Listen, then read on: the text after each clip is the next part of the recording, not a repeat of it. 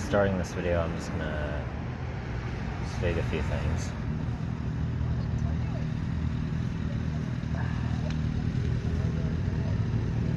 One,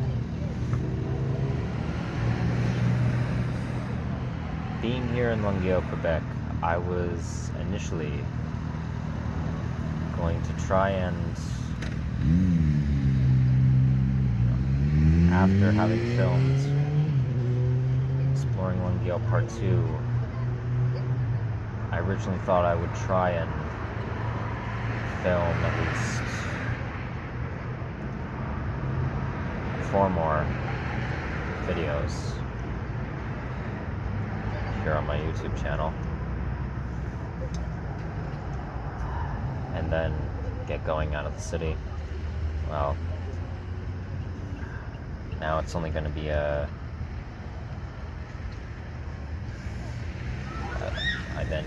I then decided I'd have to cut it down to just 2 more. This one and the one that will be up after this, a much shorter one, because of, well,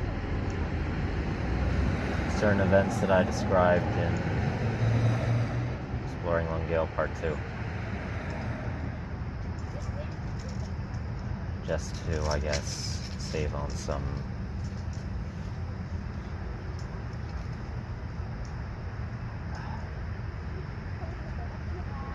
travel time, hopefully.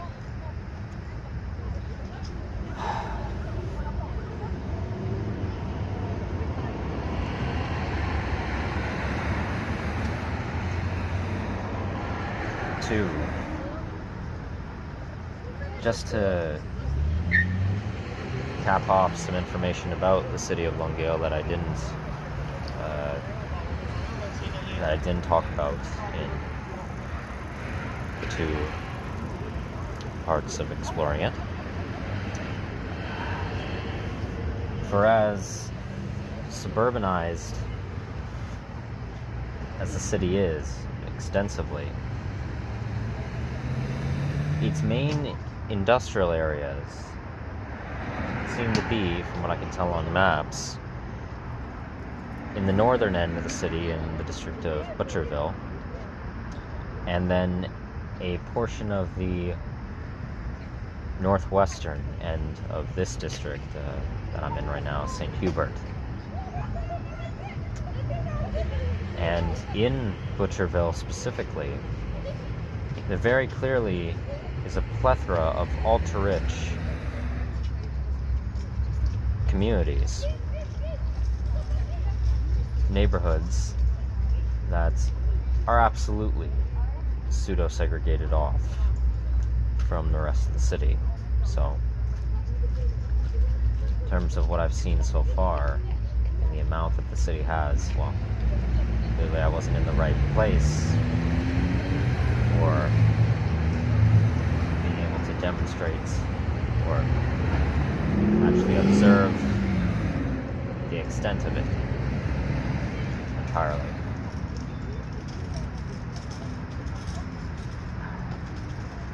They're all clustered in the north. Their own, it's surrounded by private golf courses galore.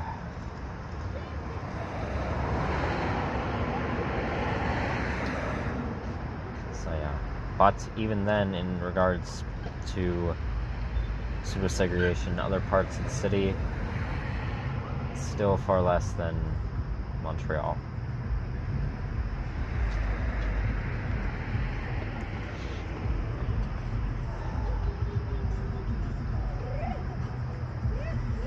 And for the industrial areas specifically, just like the more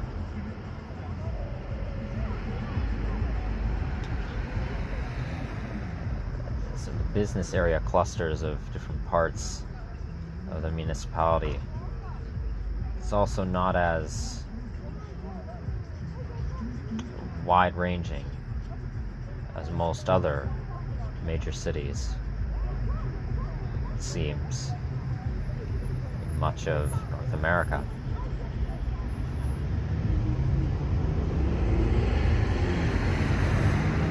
Also, I didn't mention the airport that's close to here, which, yes, Longueuil has an airport in St. Hubert, but it's not actually an international airport like Pierre Trudeau International, Montreal. It's a domestic airport, but from everything I could find on it, not regional exclusive. It actually does act as a domestic airport for various airliners and cargo planes, and regional crop dusters for various farmlands on the outskirts of the city. But in terms of airliners and cargo planes, it acts as a landing and takeoff strip for those across Canada, which is interesting to know. And also, just outside of the airport here in Longueuil is apparently the Canadian Space Agency complex for Canada's programs in regards to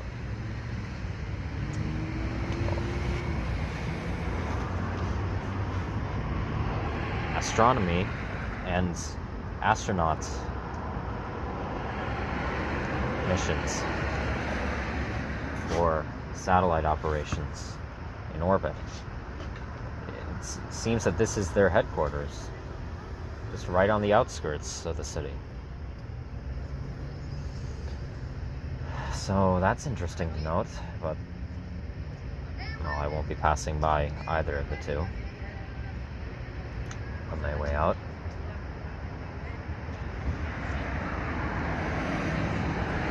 But what I will unfortunately have to pass by is what seems to be the most popular mall complex on this side of the city, maybe the second most popular in the entire area, easily most popular in the greater Longueuil area on the mainland, but second, I guess, to Place Longueuil in the downtown area. There's a mall complex that's right at the edge of the city, but it's actually not a part of the municipality. It's territorially located in the neighboring city to Longueuil, a smaller city called Saint Bruno de Montarville, I believe.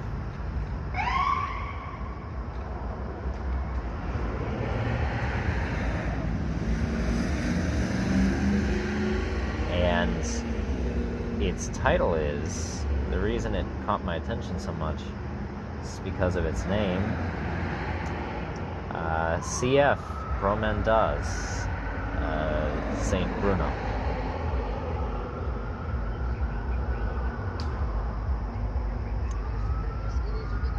Cadillac Fairview owned.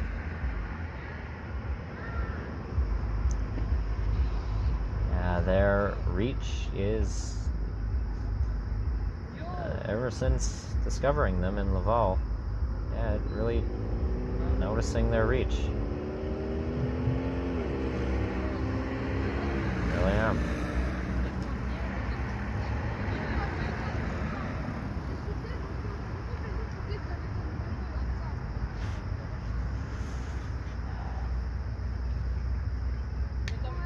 Three.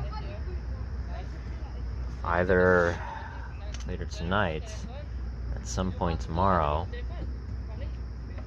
as I'm leaving the city, there will be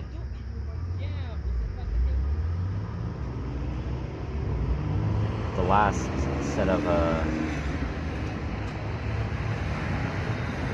I'll be posting some pictures to my Pornhub channel in the photo gallery section, and those will be the last ones that I put on there for a while.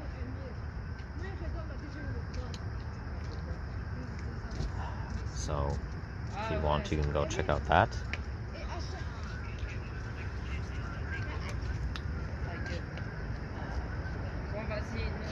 And 4, as I mentioned in exploring Côte Saint-Luc, the video I made showcasing the city of Côte Saint-Luc, Quebec,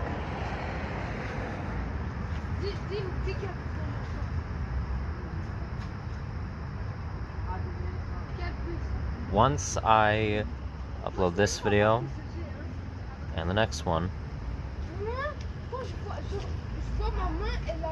I will be taking a break from uploading videos both here and on Pornhub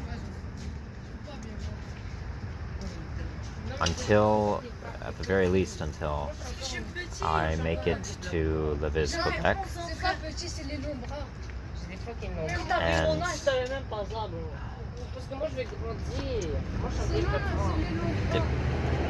depending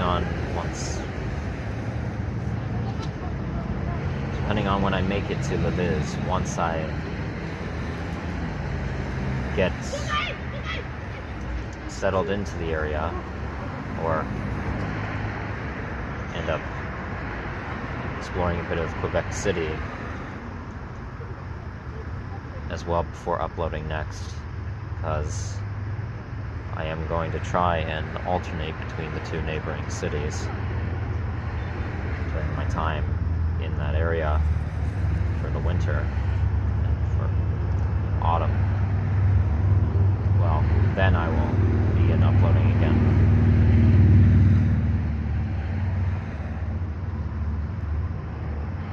Because whilst I'm in the countryside and hitting the smaller, hopefully being able to hit the smaller cities of St. Hyacinthe, Quebec, Drummondville, Quebec, Victoriaville, Quebec, going up to Lévis, I'm going to be really trying to work at finishing typing out my theories in full and my scientific implementations, as well as I will be trying to, as I mentioned in Exploring Montreal Part 9, I will be, and as I mentioned in the short showcasing my diagrams on my channel, I will be trying to post them to other platforms on the internet, both the actual typed out work and my diagrams, for anyone to read and for them to benefit from knowledge-wise.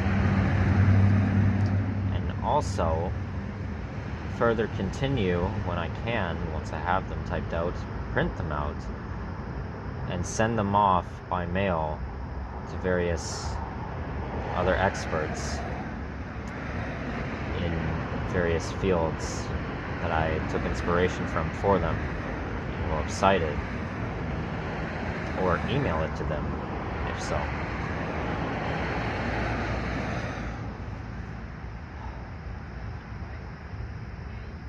Oh, and just to state as well, the video that will be after this, the shorter one, is a redo of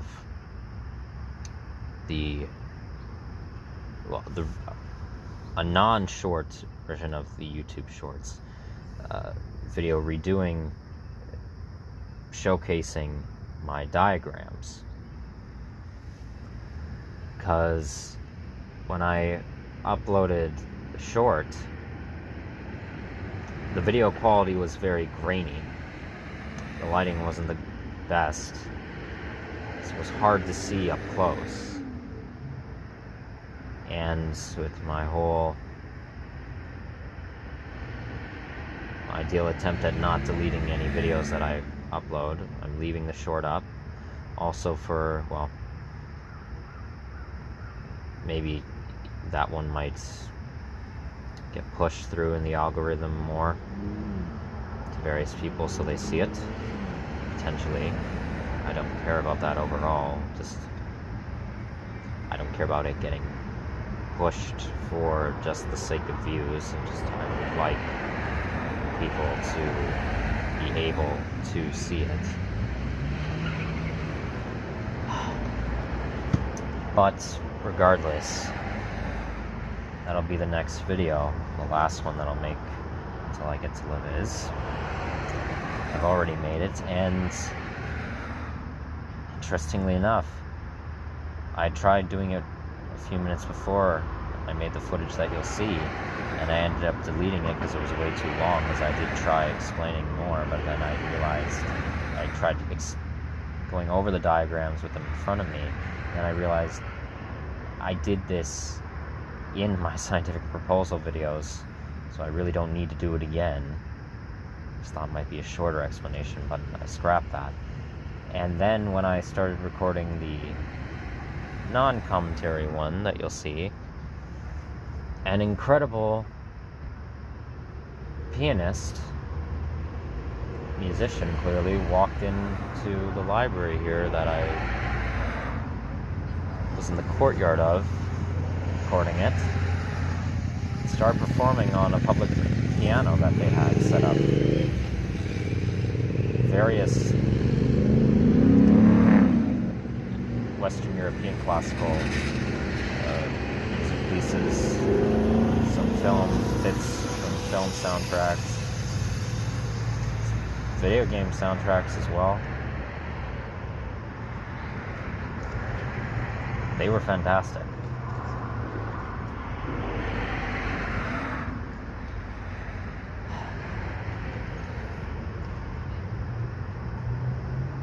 Really fantastic.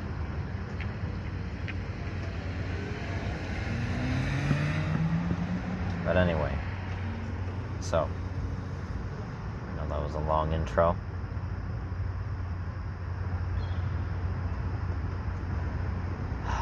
But what's this video? Well, it's similar to some I made whilst I was staying in Ottawa. I made them inside of a furnace room of me going over things that I've been wrong about, correcting them. And I guess just a mix as well of regrets of mine.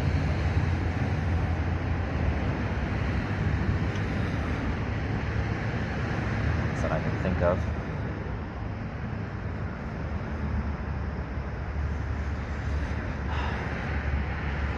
So let's start. So first off,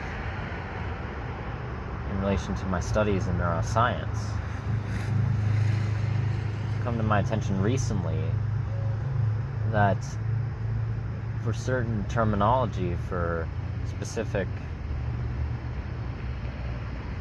neuronuclei, various parts of the brain structure, I have been pronouncing, in terms of my vernacular, I've been pronouncing the names of various regions of the brain wrong in terms of how they're spelled. This is one that I realized when I was in Ottawa, was the subthalamic nuclei. Now, the subthalamic nuclei is a neural cluster deep within the limbic system that's on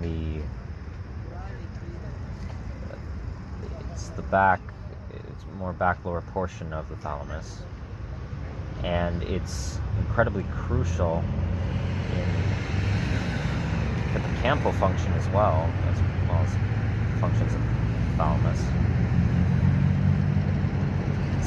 But especially important for memory recall. But for the longest while, up until that point, I thought it was called the subthalamatic nuclei. Now I've been calling it the subthalamatic nuclei because from what I had originally heard when I had heard the name and been trying to study it with other neurological research, I misinterpreted cognitively the pronunciation and the spelling of the nuclei from my vernacular again. And it's not just that one. Recently learned that I had been pronouncing substantia nigra wrong. The substantia nigra is a nuclei within the striatum in the limbic system. But I thought it was called the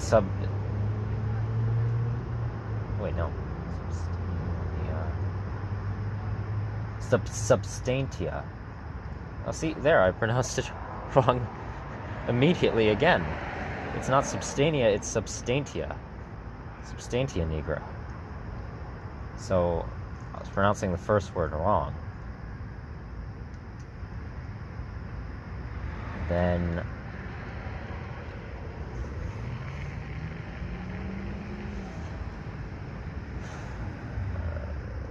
there's another one that I had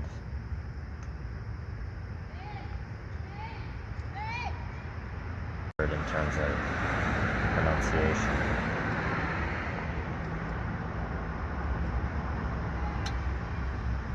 What was it?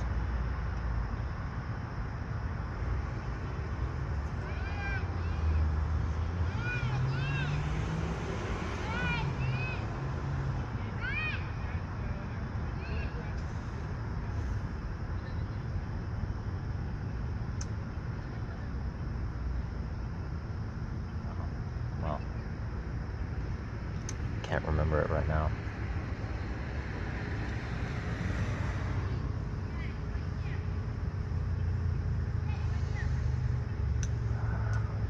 Well, if it comes back to me, I'll mention it.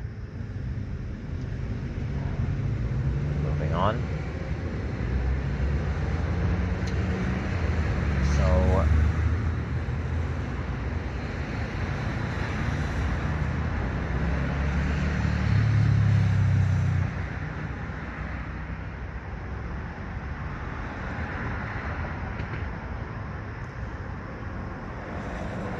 in relation to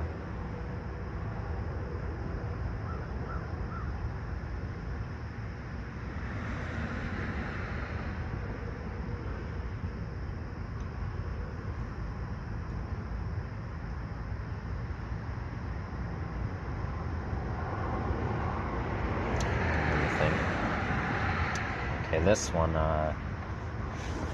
goes farther back. These two, actually.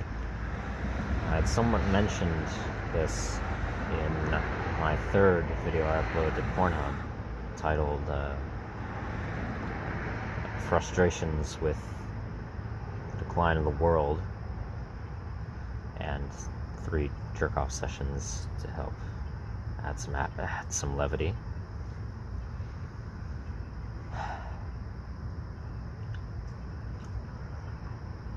In relation to a video I made when I was doing sketch comedy called The World in 18 Minutes, the whole concept of the video was I literally just filmed Google Maps almost all the countries, almost all nations in the world, minus certain island nations or disputed territories. And I just tried coming up with some amount of comedic material to say about each of them. That was the attempt. And I wanted there to be genuine amounts of... I want to work in some amount of political commentary into the jokes I was making, but also keep a fair amount of absurdist, in that regard, specifically absurdist humor to it. But I mentioned for the African nation of Angola, about how it was a real communist country. I was trying to make a joke of it, how basically they had operated in more socially, they had actually achieved at one point in their history socially functioning communistic redistribution of wealth and resources during, at the time after the Angolan Civil War. I didn't go into this in the video, but I realized that the joke needed more context.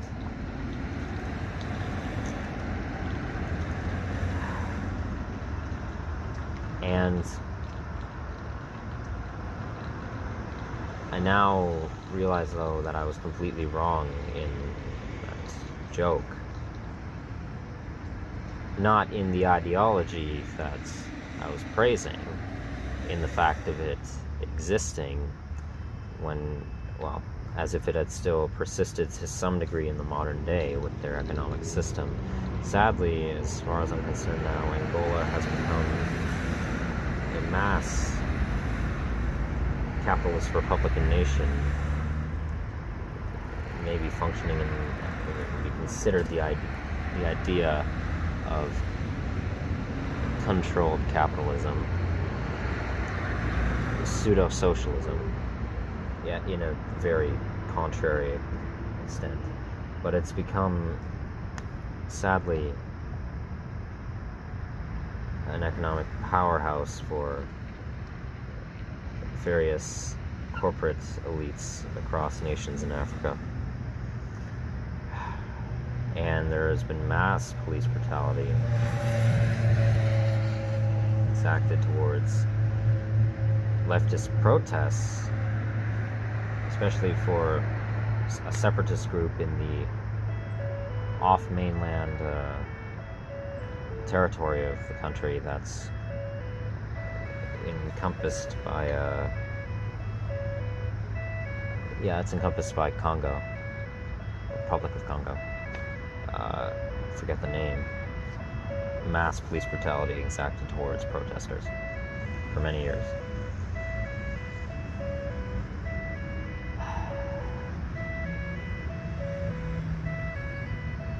And no, that does not change my ideological viewpoints, as I've given multiple explanations as to why something like that is, one, an example of how right-wing foreign interference destroys genuine attempts at leftist movements, and also, though,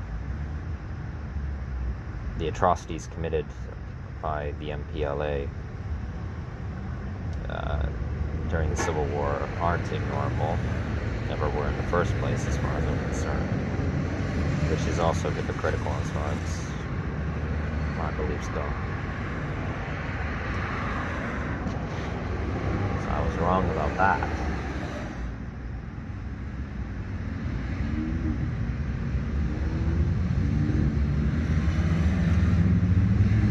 And in that video as well, I also made a joke in relation to Morocco and Western Sahara.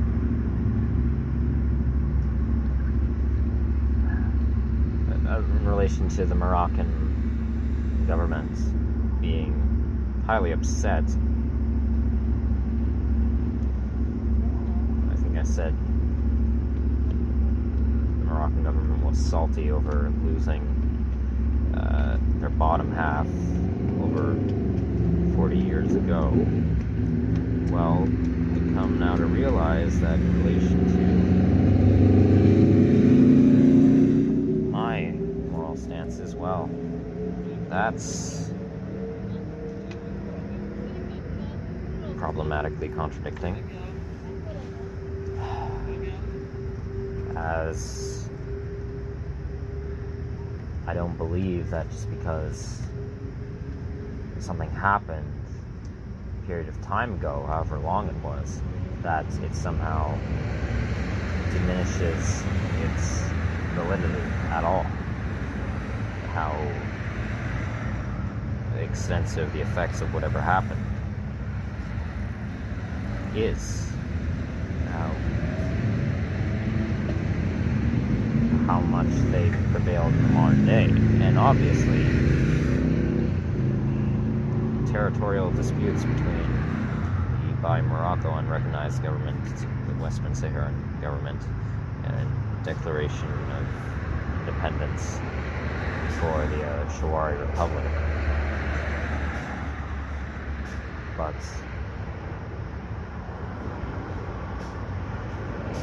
regardless, the joke doesn't hold up as far as I'm concerned.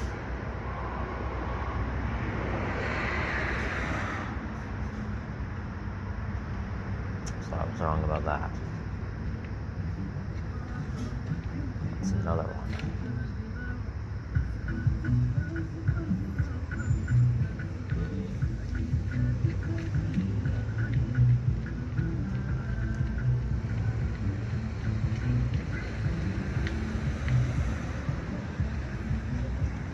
Oh, yes.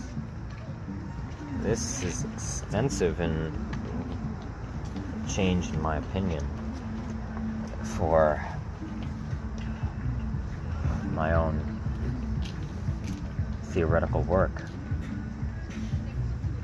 When I was in Crow's Landing, Ontario last summer, and I had made the video series titled Before Leaving the Cottage, videos I did just recapping things that had happened to me over the summer, as I also had a period of time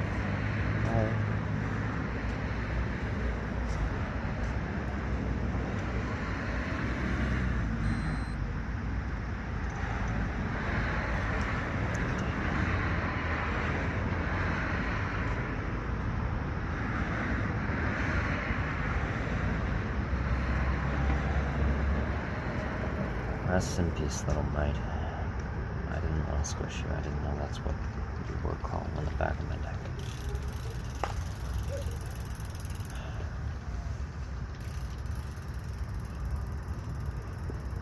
Anyway,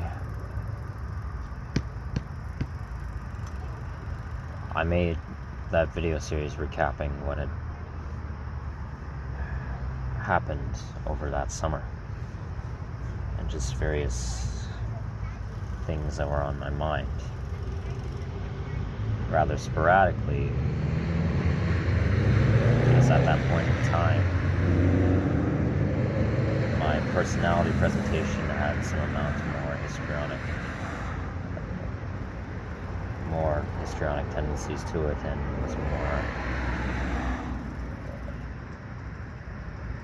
fumbled as far as I'm concerned in relation to how I presented my thoughts and opinions. And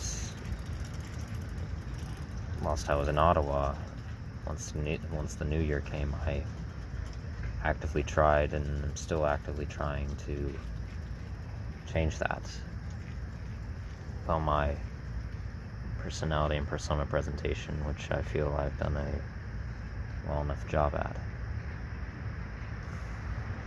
But so in the video series, I think it was,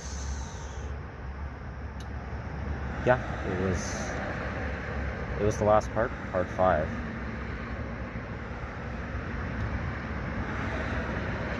where there was a section where I was talking about my sugar addiction, me dealing with sugar dependency.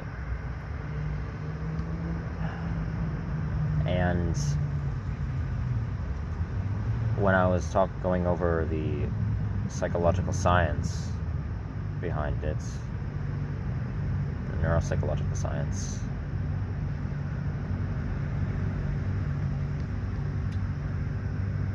I'd said that there were, as far as we know, 2 ways that addiction can form. One from absorption or attempts at conscious absorption of psychological trauma and loneliness, conscious loneliness. And the other would be overactivity being developed within striatum, the limbic system, the pleasure center.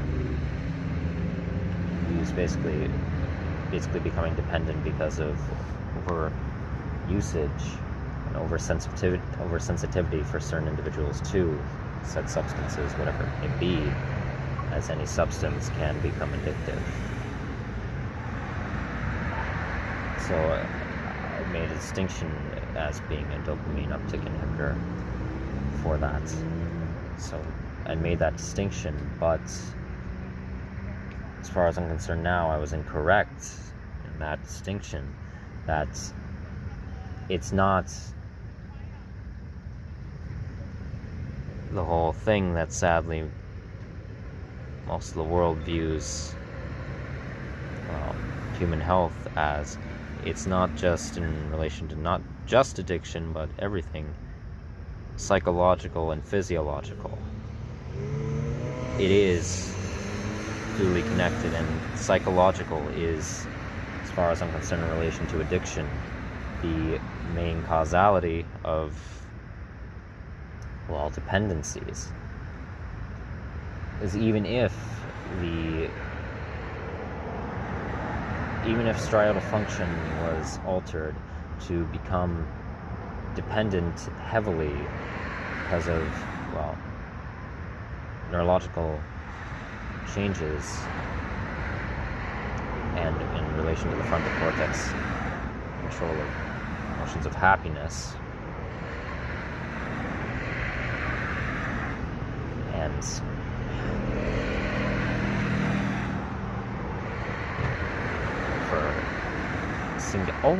it. For cingulate function, excitement. The dependencies form if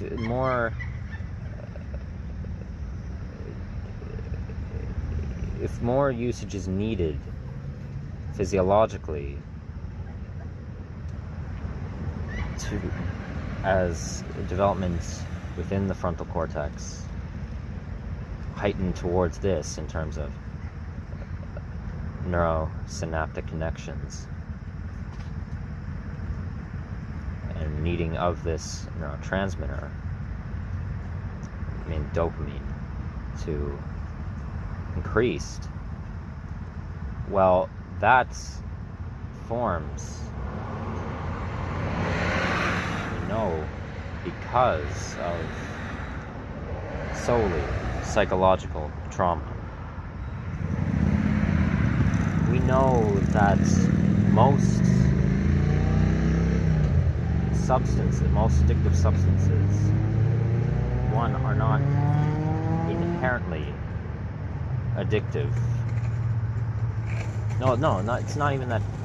We know that most, that at least in various regions of the world, depending on common usage ones, most are not inherently dangerous or highly physiologically destructive or emotionally destructive.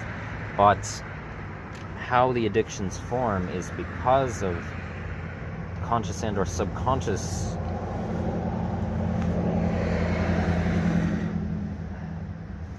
need to use it as far as I'm concerned, gratification for our 5 subconscious desires in relation to mass apathetic response subconsciously. This joyful booster that gives some amount of, in terms of addiction, immediate clarity to the patient, gives them immediate satisfaction, consciously and then subconsciously gratifies to some degree, or an attempt to gratify the subconscious desires, but then obviously effects wear off. So that distinction I made was incorrect. We know that most, in relation to addiction, we know that they are caused solely by trauma. And in relation to physiological diseases and disorders, we know that in relation to immunocompromisation or reactions of the immune system because of psychological damage to various other parts of the body, and also in relation to that destructive chemical reactions within cells in relation to cancer. Well, we know that most diseases are caused by emotional disorder.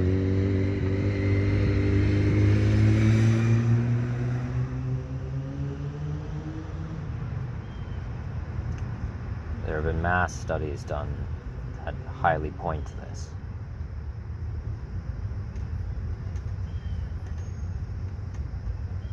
And on top of that as well, the societal problems that encompass our environments, mass pollution, processed artificial foods, terrible crop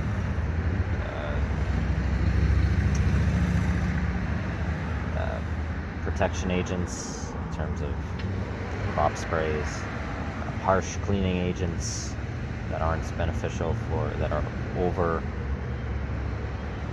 overkill for bacterial cleaning.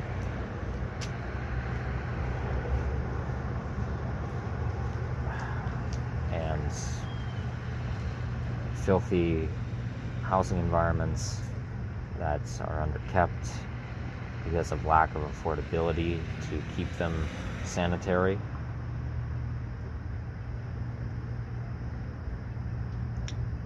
So on and so forth.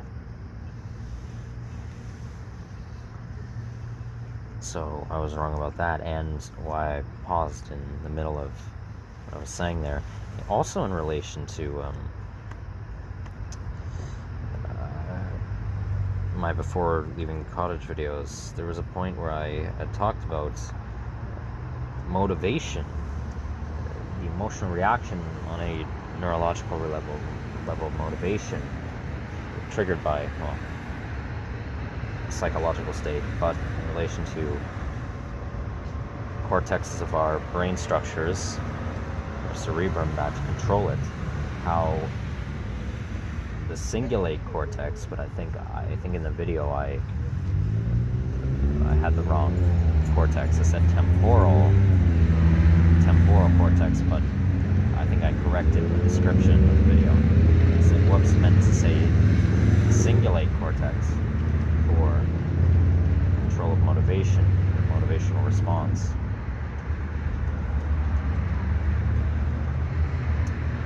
But in that, for so long, up until recently, I had been pronouncing, and this is the cortex it's the neurocortex that I was trying to remember. I had been pronouncing the cingulate, did it right there. Neural misattribution. The cingulate cortex as the cingulate cortex, because it began with a C. It didn't occur to me in relation to, well, my vernacular of the English language, that with the C in front of the I, it would make a sound. It's not the cingulate cortex, it's the cingulate cortex. So I was incorrect about that. And I think that one is into all my studies of psychology and neurology. That I think that's the cortex that I, for the longest, have been mispronouncing. Cingulate.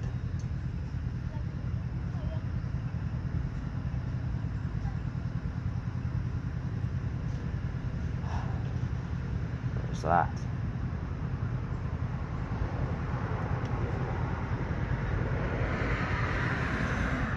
Okay. What else was I wrong about?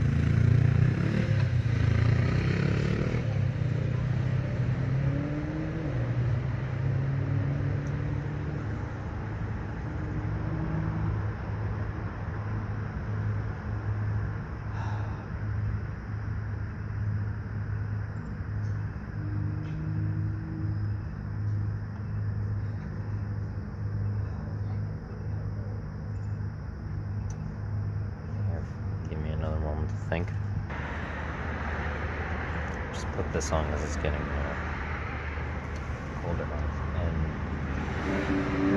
I'm confused as to what time of day it is because the lighting keeps shifting. Well, it's getting close to dusk.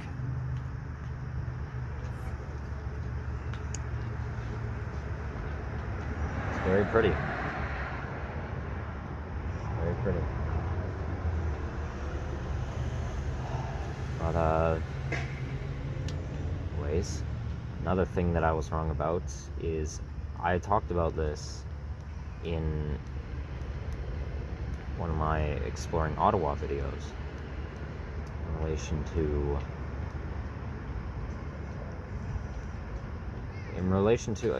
what was it? Was it part?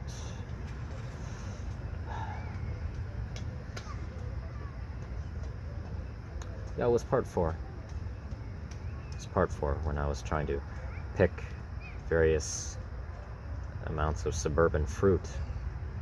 That was, well, as I came to find out, that Ottawa was full of fruit growing throughout its subdivisions all across the city.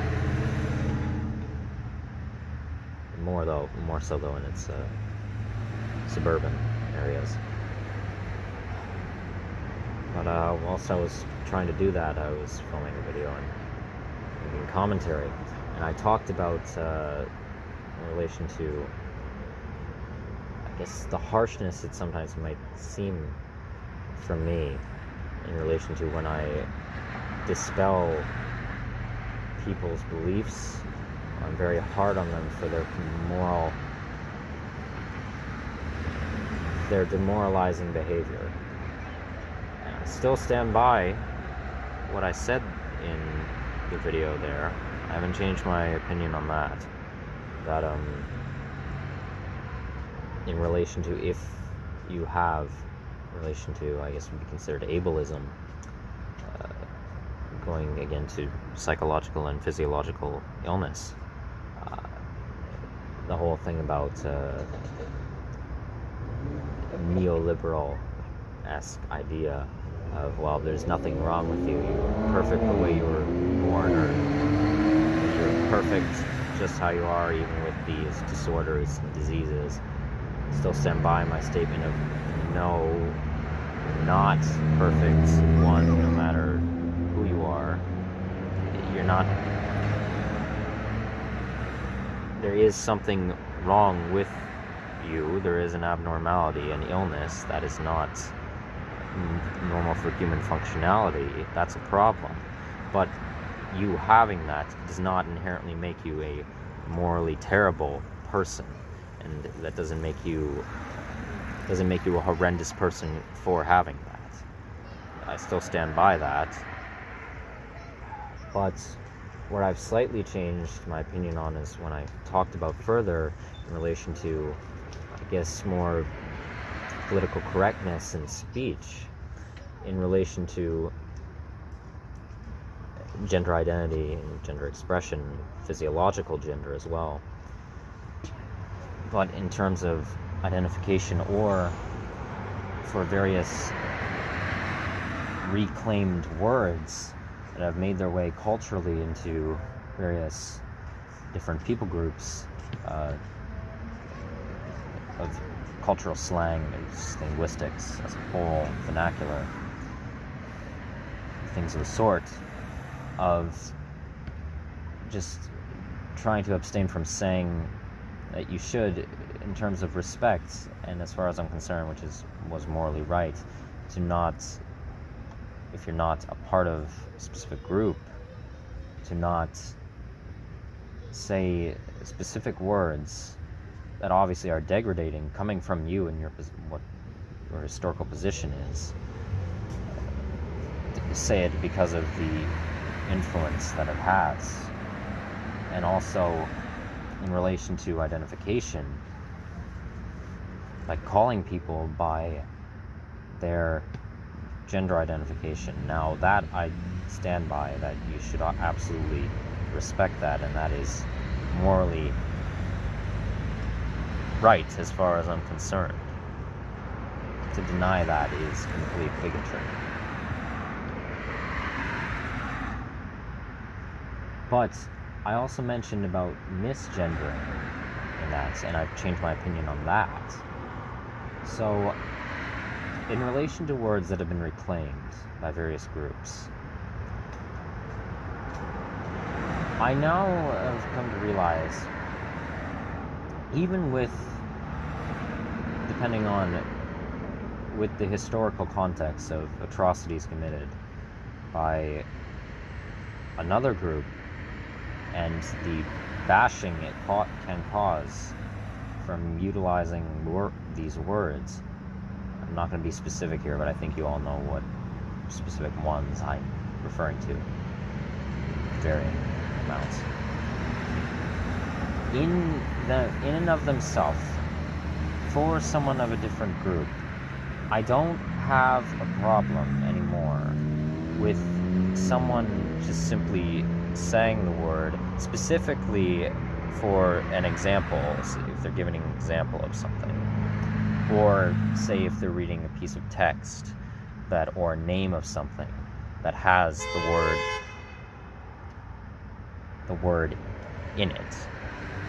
I don't have any problem with that. I also don't have a problem if anyone chooses to skip over said word or censor their wording. Self-censor. I don't have a problem with that either. I don't have a problem with either one. And why I don't think there is a moral problem with simply saying it as an example, and I don't mean like any sort of right-wing,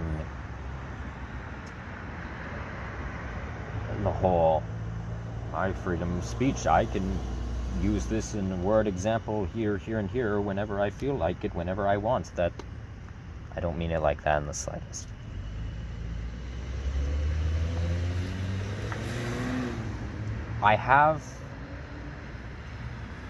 What I have a severe problem now is with people who aren't a part of said group saying the word either to degrade someone or a collective group of people within said demographic, to degrade them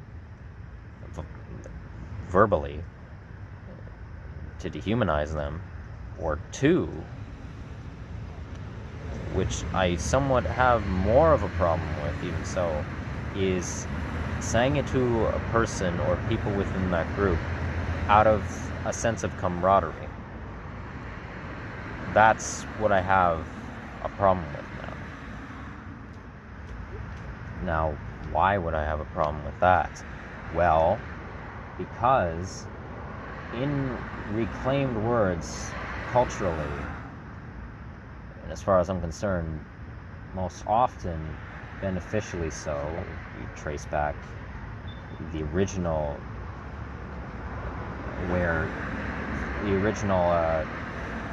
word formations from other various languages and original meanings of those initial words, not being a problem for it to be culturally integrated, reclaimed by an oppressed group.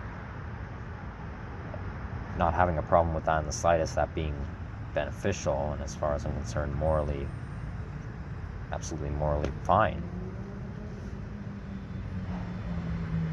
But in regards to dehumanization from another group utilizing the word, well, obviously, that's completely abhorrent. That's why the word, when it wasn't reclaimed and what it was forced upon a people group, was initially intended for by an oppressive force.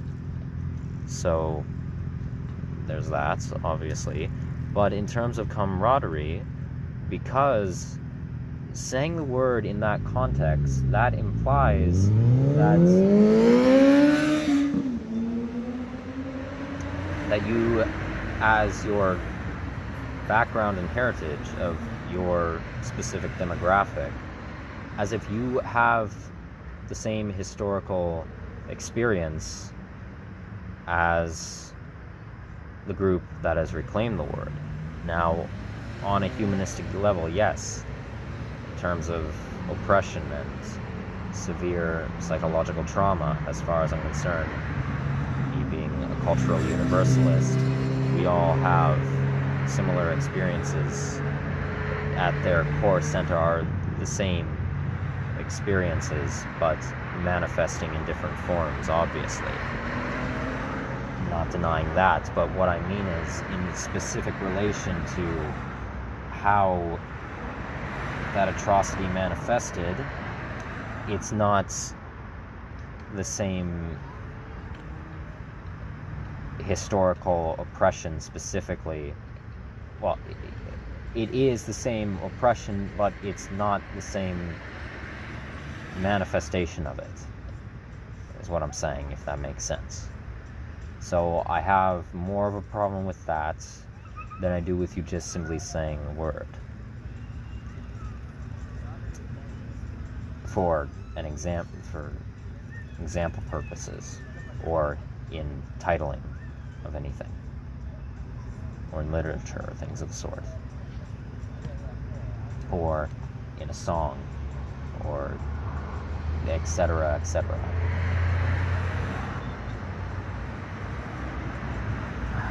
And in relation to misgendering, in regards to gender orientation, I used to be, even with my leftist mindset, of the idea that you should absolutely be abiding by, socially, identifying someone by how they choose, that they'd ask you to please identify them as, trying to at least. And obviously everyone makes mistakes in remembering. You can't, obviously, if you're accustomed to someone initially expressing themselves in one way or identifying as something, then if there's a shift, there will be mistakes made in relation to cognitive memory. Of course. You're not doing it out of maliciousness. There's no problem with that. But I was of the mindset that I don't think it's much of an issue to just accidentally assume someone's gender just out and about. If you were to see someone who had more feminine or more masculine expression, it wasn't as problematic. I didn't have much of an issue with it. Well, I have very much changed my opinion on that now. It very much is. I realized on my part that was pretty lazy of me. That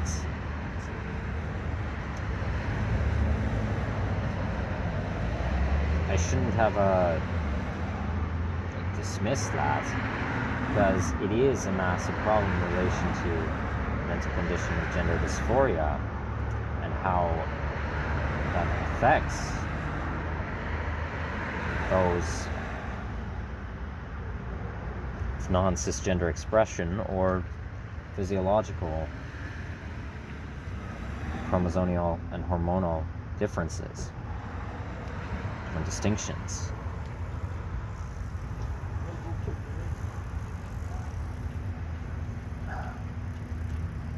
So I actively try, and I mess up myself. But I do actively try. And even then before, I did try to, for someone I don't know, in relation to referring to their presentation, always say they.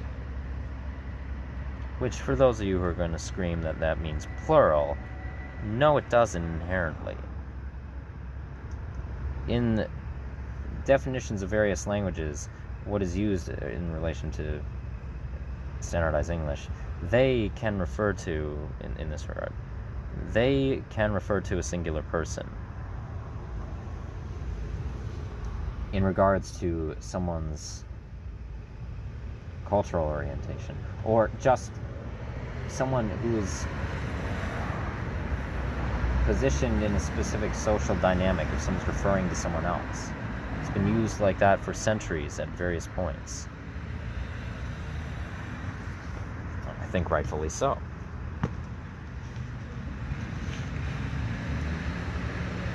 So that's something I was wrong about.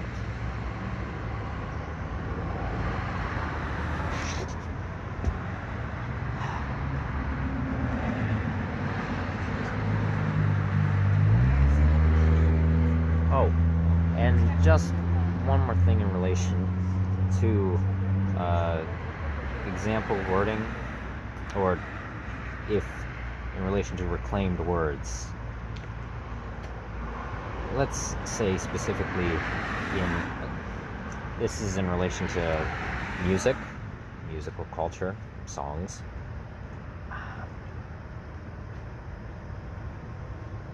I'm gonna, at some point in the future, I'll just go into further topic on things similar to this.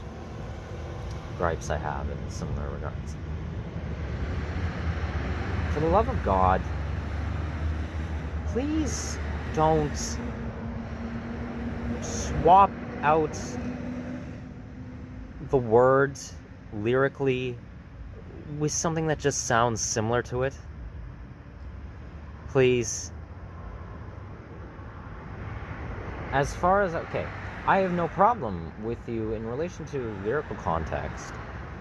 Even if a word has a significance that can fully be expressed by another group entirely with how it's culturally used, lyrically within a song, in the context of what, say, if the song is trying to tell a story of some kind or represent something, I feel that you can absolutely swap out the word for something else that lyrically fits just as well for what the song seems to be trying to express artistically. That being said, swapping it out with a word that sounds similar, as far as I'm concerned, is not that. That quite literally is just, it very much seems, and I know most people don't try and don't mean to make it seem this way, but it just seems like you're trying to say the word without saying the word. The main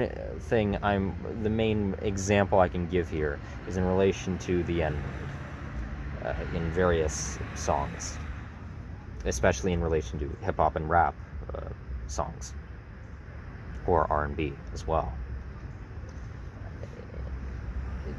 It's in relation specifically in words such as trying to utilize ninja or neighbor in the songs. I've heard people, even in my immediate life before, try and defend using those words to substitute for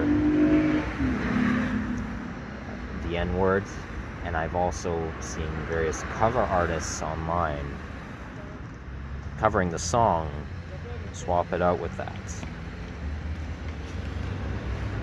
It really does just sound very, very unintentionally, but very racist.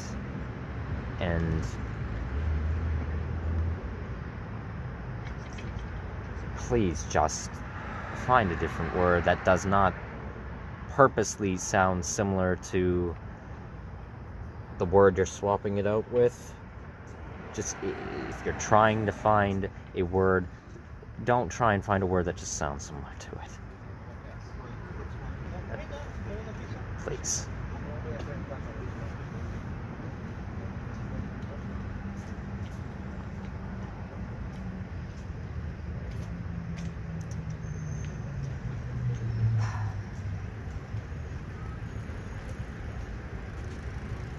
Okay. It's another thing.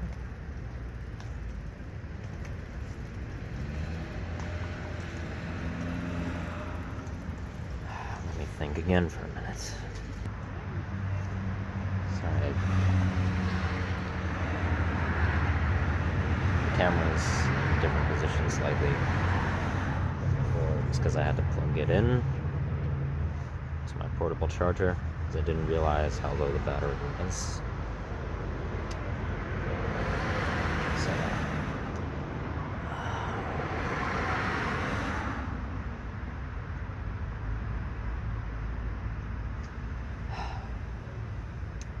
because I can't think of anything else at the moment. I mentioned this in Exploring Gatineau, part...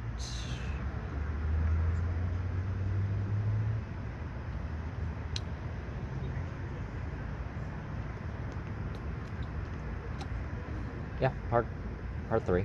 Exploring Gatineau, part 3.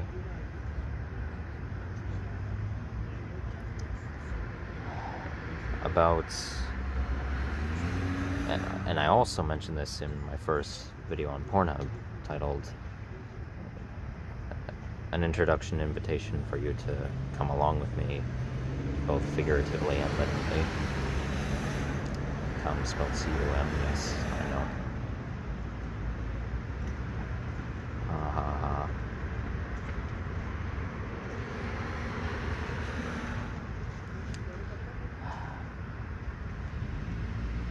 But,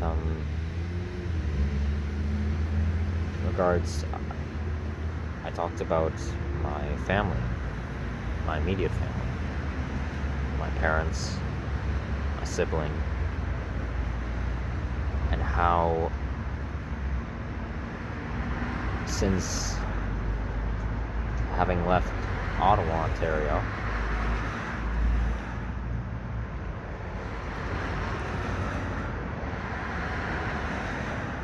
we had managed to rekindle our, at the time, very strained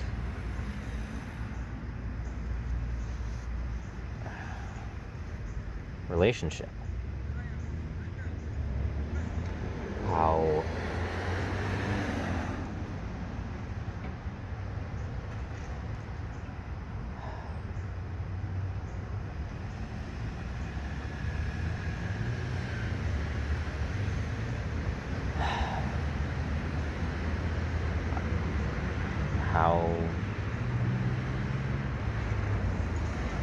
we mended things. Now, I really didn't go into much detail about that. But, well, in Ottawa, I had made 2 videos titled A More Proper Introduction to Myself, because I feel it was needed. And in the second half of that, when I was detailing my life's history up until that point,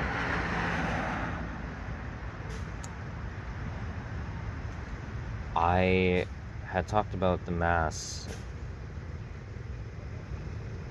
difficulties I've been having with my parents. And I also talked about this when I was still in Toronto. I alluded to the people in my household at the time, which, as far as I'm concerned, was really unnecessary. A really unnecessary attempt at keeping things anonymous. But in my videos titled A Nightcab Ride and a Suicidal Ideation, and then the very first video I made on my travels, right as my travels were beginning, update. Things are very uncertain leaving Toronto alone.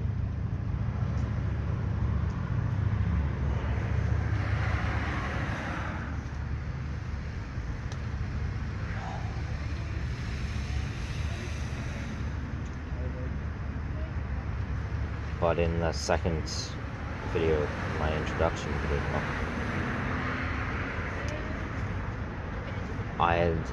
after going over all these things that happened between us, I had said as a message to them that I obviously, as human beings, care about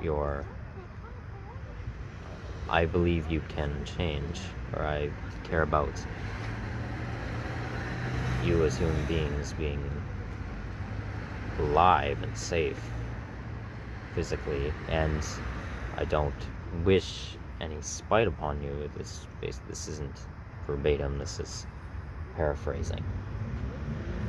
But I did verbatim say I don't love you anymore.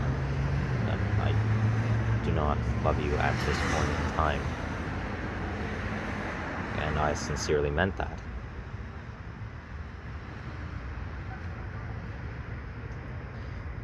At that point as well, I had not spoken to my parents,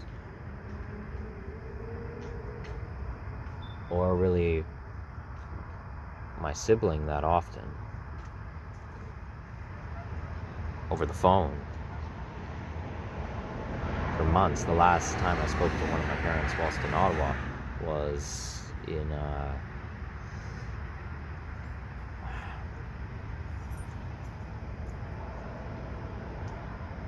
I believe it was October.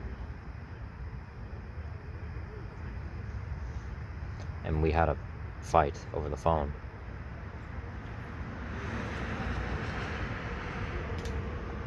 And, after that, I didn't speak to them. I said I wasn't going to anymore. I said I decided that I'm done talking to them until further notice.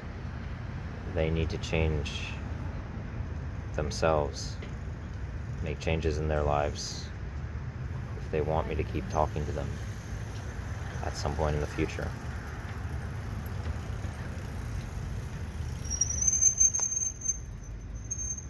But after things happened, so I was making some videos here and there, and closer towards the end of my stay in Ottawa. And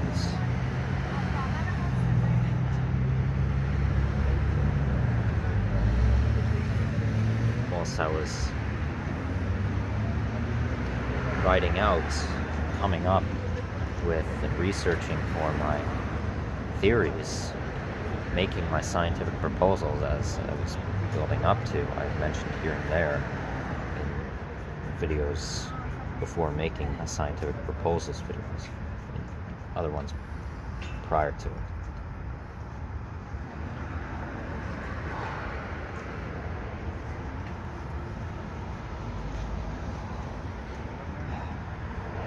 And after that,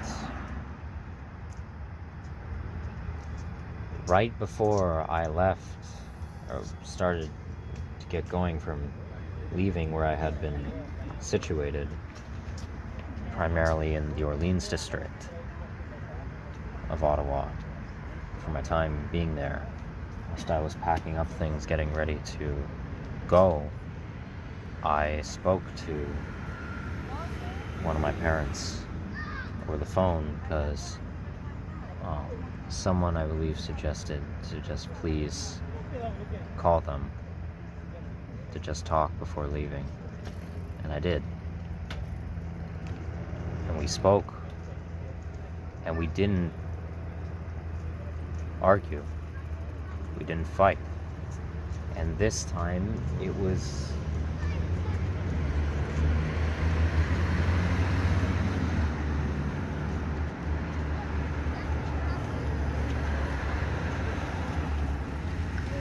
completely different.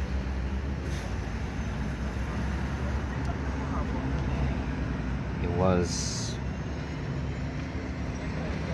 actually genuine, beneficial in what they were telling me in relation to things that they had been doing back home in Toronto, and also things they had been trying to do, especially in relation to psychological therapy for himself, ever since me uploading those videos, me talking to them last.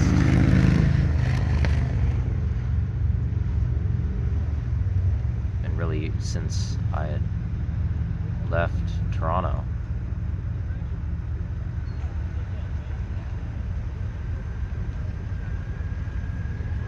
Telling me about this and actually demonstrating to me that they had changed, both my parents.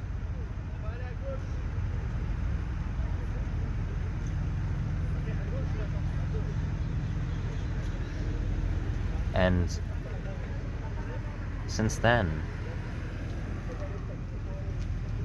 I've remained in contact with them as frequently as I can try to be. Because once I had actually left the area that I had been in Orleans, when I had been staying in the Byward Market area in downtown Ottawa, the days that about 3 days before leaving the city, as I got there, and then an ice storm happened, and I ended up being stuck there, or I ended up staying there for longer than I had anticipated, and then I ended up treating what way I could, which was just verbal condolence, trying to console, and also, but ended up assessing my first patient as a self-employed medic in the area.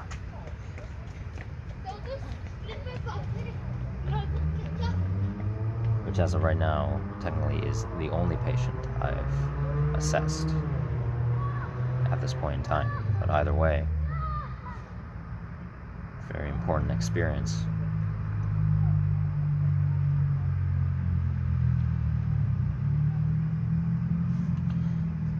Whilst I was staying there, I spoke to them again in my tent. I called them over the phone. We talked. They opened up a lot more to me about philosophies of theirs. They really truly have felt ideologies of theirs. That's, in their words, they had kind of just given up on because of years of stagnation, mass psychological trauma they'd endured, and in that regard as well, contributing to its societal trauma. Things that just emotionally wrecked them.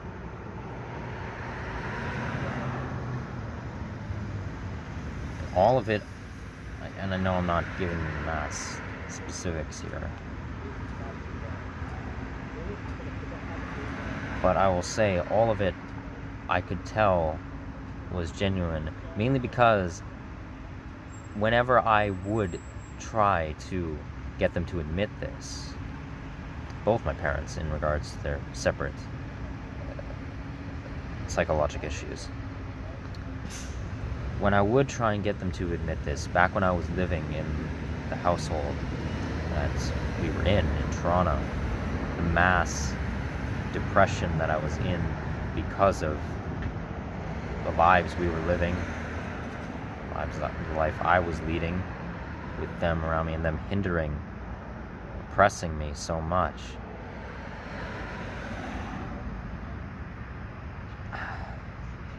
I would actually tell them of all these terrible things they morally were doing, and how destructive they were being to me, and also clearly psychological issues they had, but they were in denial of it. They wouldn't admit it at all.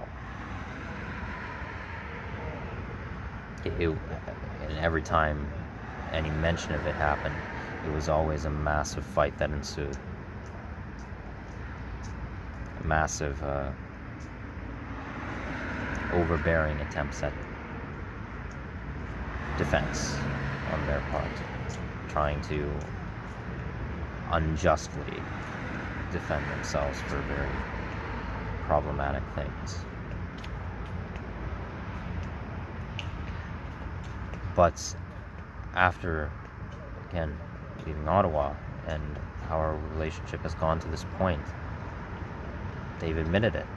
And they actually, and I honestly, I will, another relation to, but also admitting what I've been wrong about, it was part of me that didn't know with how emotionally damaged they were, if I really didn't know if they would ever attempt to get themselves help. I really was having more pessimistic thoughts towards how far gone they were in terms of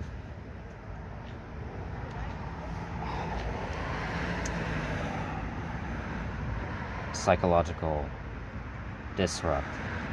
I had very little hope for them changing as people. But they did. They truly did. And even right now, as with everyone, there are things that I morally don't agree with. That goes for myself included, that I do on a daily basis, which I'll get into a bit.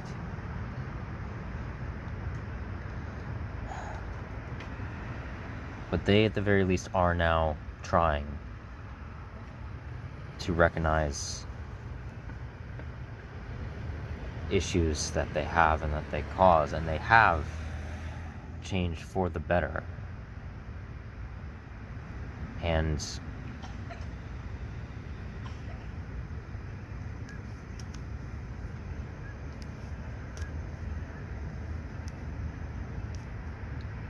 I believe I mentioned this in the first video I made when I was in Montreal, the video titled "Sometimes Optimism Feels Psychotic." I know it's not.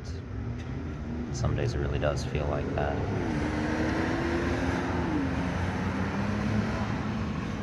How my parents had said on a conversation we had, I believe, recent at that time in Laval, while I was in Laval, that they were proud of me. They were proud of everything that I was doing. And that was the first time in my life that I genuinely feel like they meant it. Maybe they did other times, I'm sure, realistically, that they did.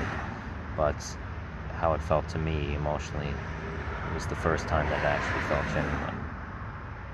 And well, I will say, because I know they watch my videos, one of them does.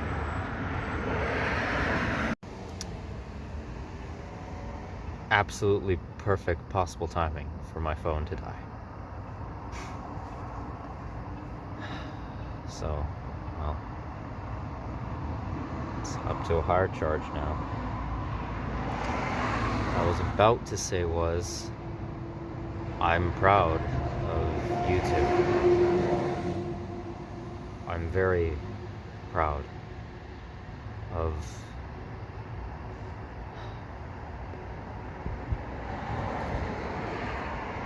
how much effort you both have put in to change yourselves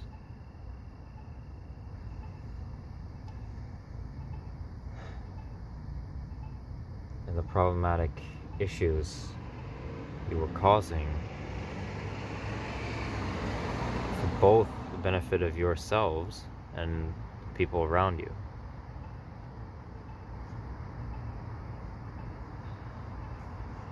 and it really does show.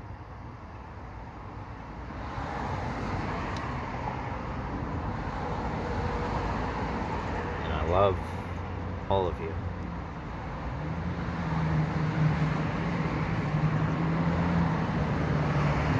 I love both my parents. I love my sibling. All three of them beyond words.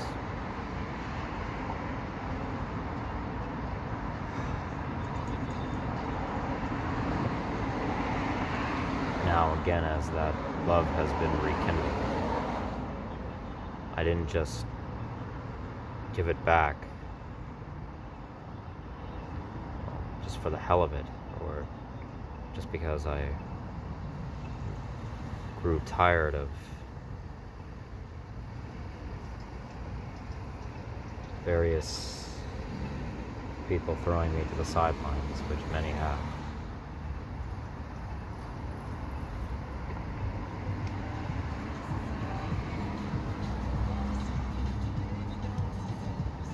Many very, very important people to me.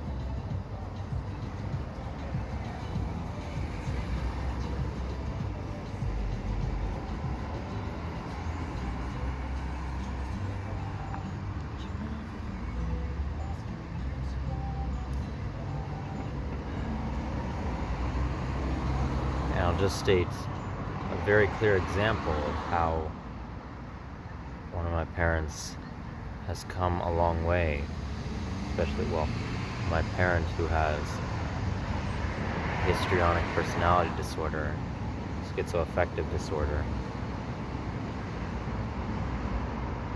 and higher traits, higher egotistical traits. Well,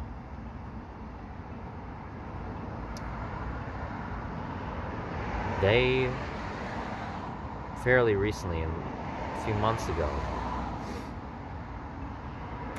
when they found out about what my extended family members had done to me over the summer, betrayal of my trust, phoning the police on me for attempting to, hadn't even started attempting to, hadn't even begun. The night before, attempting to take my side-by-side and Cardi B, unnamed at the time,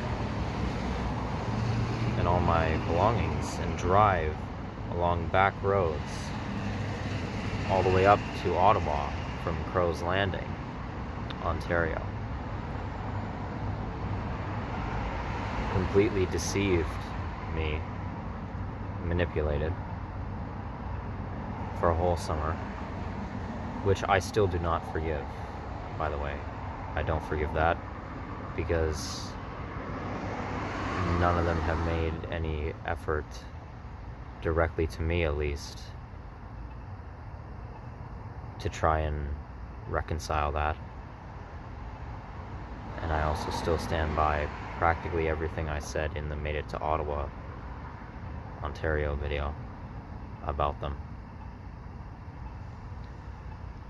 But this parent of mine stood up to them.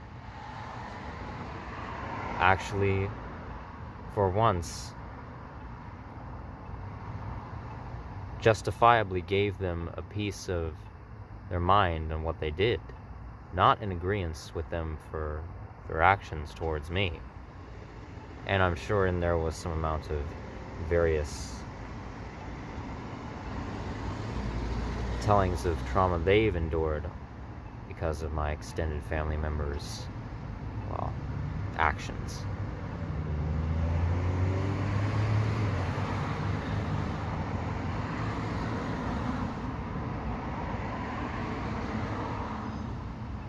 They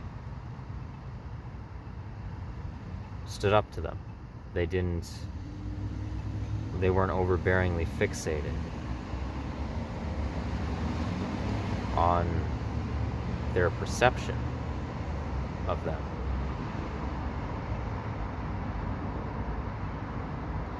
And I'm beyond happy and proud of them for that. Not just because of how it pertained to me. More so because of the fact that they stood up to them, regardless whether it was in relation to me or not, even if it was in relation to things they'd endured because of their behavior. Them just simply standing up to them for what they thought was morally inept of them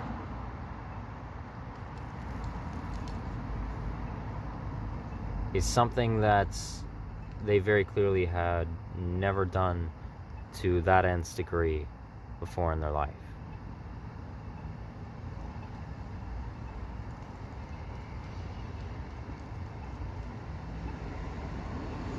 And that's incredible of them.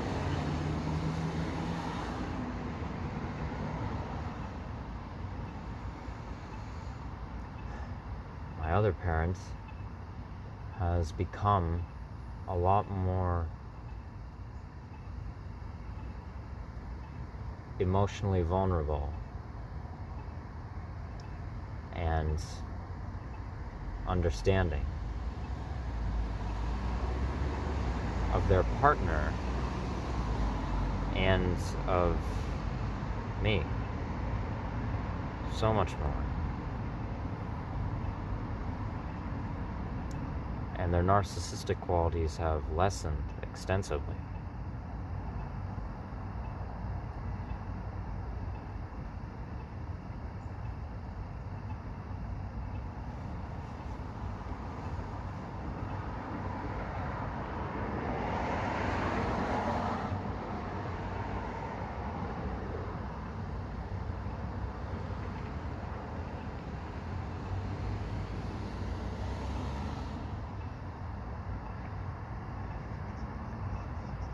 So, I was wrong about, well, I wasn't wrong about their initial actions when I was there, but I was wrong for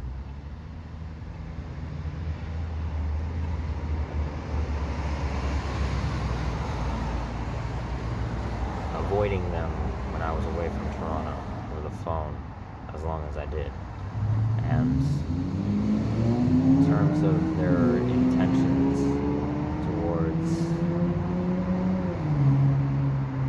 even so much as bringing me into existence, giving birth to me, reasons why and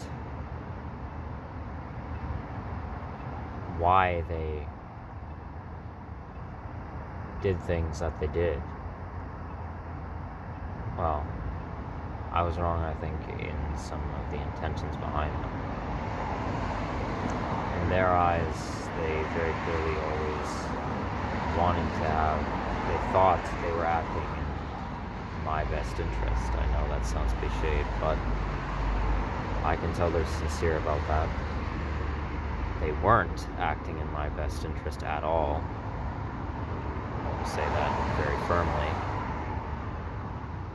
but they did truly believe they were, and it wasn't all entirely externally self-propelled in terms of extensive external selfishness.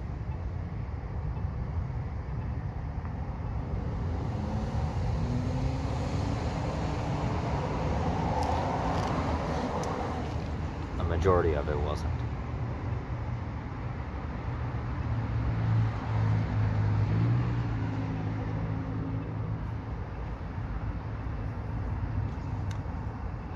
Okay, what else?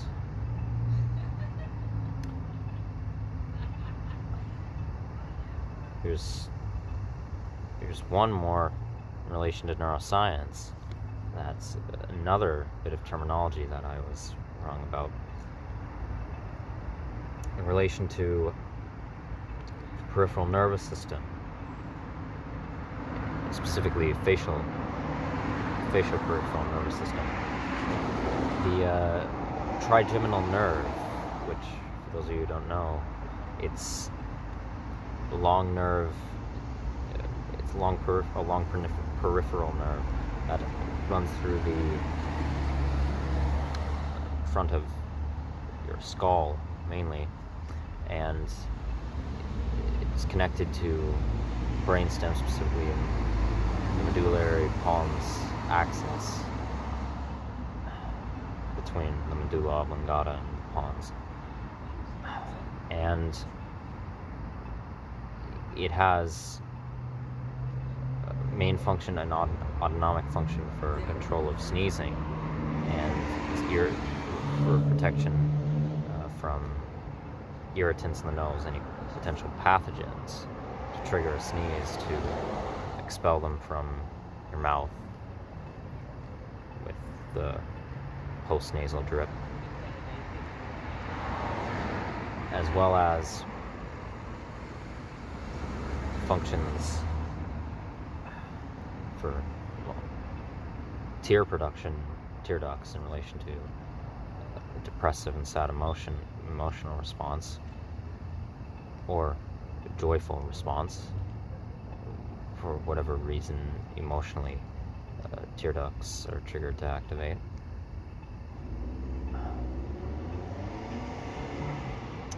As well as control for function of blinking as another autonomic function. But for the longest time, I thought it was called the trigeminal nerve, not trigeminal. I thought initially I'd heard that its name, again for my English vernacular, it was trigeminal, not trigeminal. So that was incorrect on my part. And also in relation to autonomic function, for a long while, less recent than most of the ones I mentioned, but for a long while, I thought it was called autonomic function in relation to the peripheral nervous system. Because for peripheral neural function, it's divided, the subsystem is divided into 3 parts: sympathetic, parasympathetic, and autonomic. And autonomic is all involuntary bodily functions that we do, that our body does on a daily basis in relation to, in the central nervous system, connections to the medulla oblongata, for functionality of things that we don't readily think about on the daily in terms of physiology or physical neurologic function. And yeah, I thought it was autonomic, not autonomic. So incorrect there as well.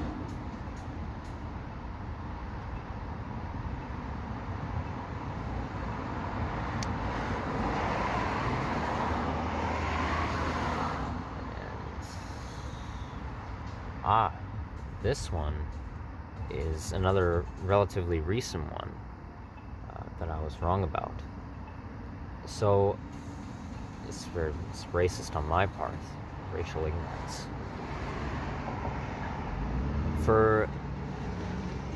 In relation to a specific people group, in my own research of geography, geocultural studies, to the Romani diaspora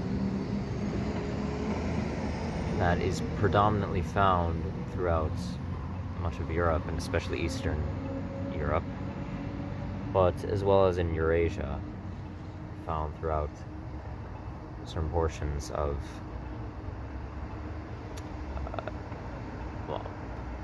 northern Middle East, so northwestern Asia, Azerbaijan, Georgia, southern southwestern Russia, Armenia, northwestern Iran, things of the sort. Places such as. But for the longest time, because of misinformation I had heard a long while back that I found when I was doing self-research for, wow, you're a big spider. Okay, please don't come near me. Kindly stay that distance away, and we will be fine. I don't want to hurt you at all.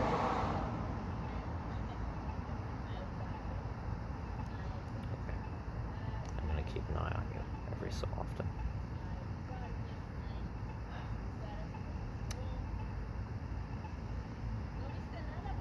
Misinformation that I had found, and because of lack of further research over the years into it until recently, in relation to the Romani ethnic group, Roma, I had thought that they were an ethnic group, a part of the white diaspora within Europe, Eastern Europe, specifically mainly inhabiting northern Romania, Moldova, and also southeastern Hungary, and portions throughout the Balkans of Bosnia-Herzegovina, North Macedonia, Bulgaria, Croatia, etc. I thought that ethnoculturally they were considered a part of the white diaspora and had their cultural practices had formed in mainly from evolution of various other European societies as well. Obviously, all humans migrated from continent to continent millennia ago across ice sheets. Ancient humans did, originating from northeastern Africa.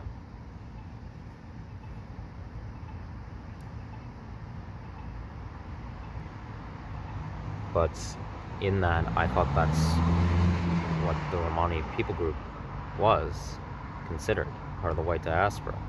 They're not.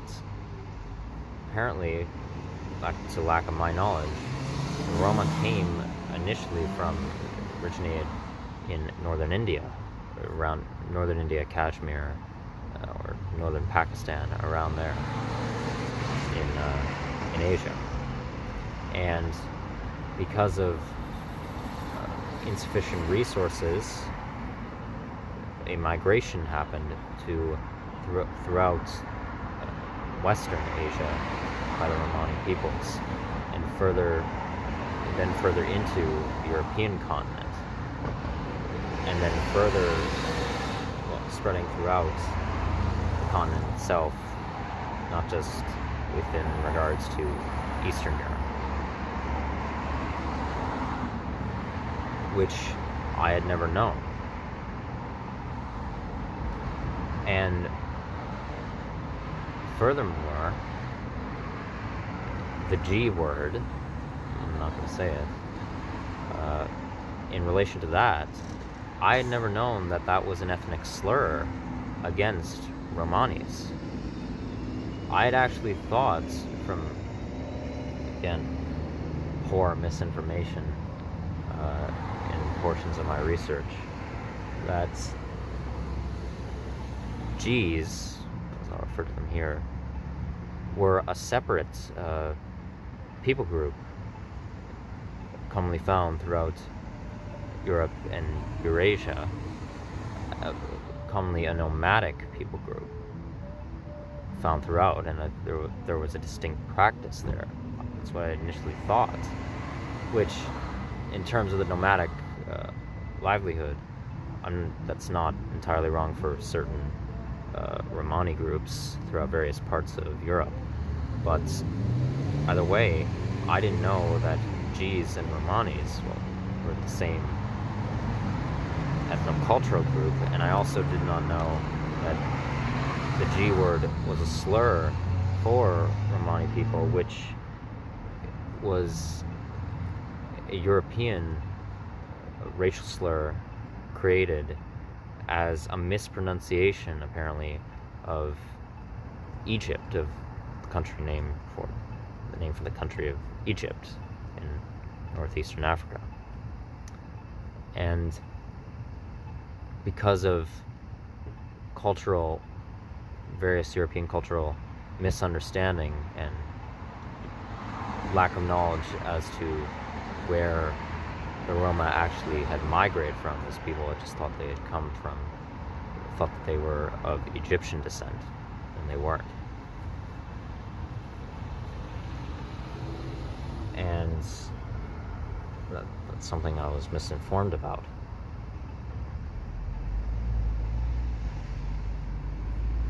But I wasn't wrong in the fact that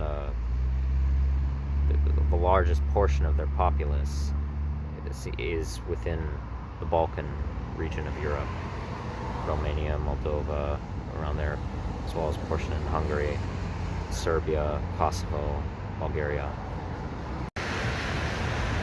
Yeah, it's the next day. So, no, my phone didn't die this time. The camera crashed, and, well, at the hour that it was, I just decided to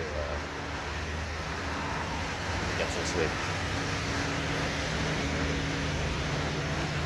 As you can tell today,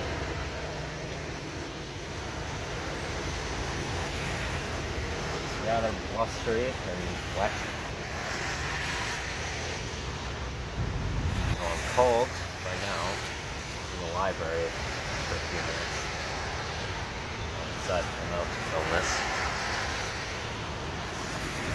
So I'm cold and my things are damp enough. Well, at the very least, it's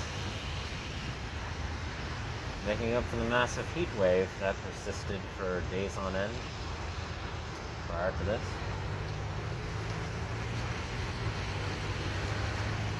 To some degree, at least. To cap off what I was saying before about the Romani diaspora, I was right about the locations for the most part, but wrong about everything else, practically.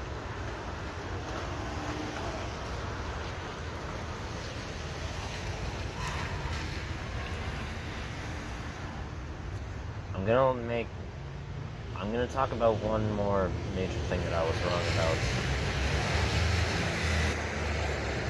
and then end the video. Or actually,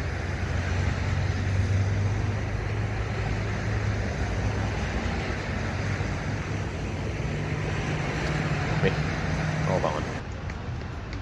I'll talk about two more major things I was wrong about, and then end it.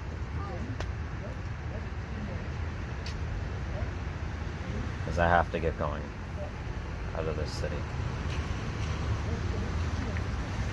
But just to throw in one more quick thing right now. I was wrong about that a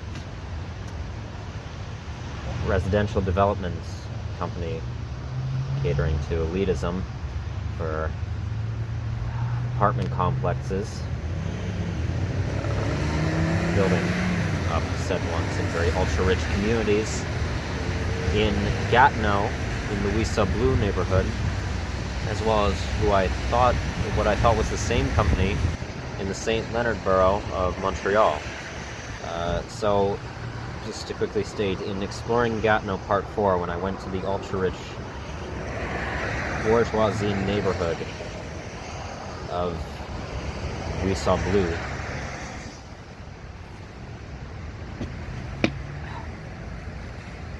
there was a cluster of apartment complexes that were built up by a development company that I thought was called Jardins. And I had seen the same labeling for a jardins communautaire in the upper middle class to ultra rich neighborhood, small community subdivision that was in the St. Leonard district of Montreal by Maisonneuve Park. But I've come to realize, I think that the word jardin, it just means something in relation to housing development in Quebecois French, and I don't think those two companies were the same. I've noticed that word appearing here and there. But in Gatineau, the company was further part of it. I thought they might have just been either in relation to the development,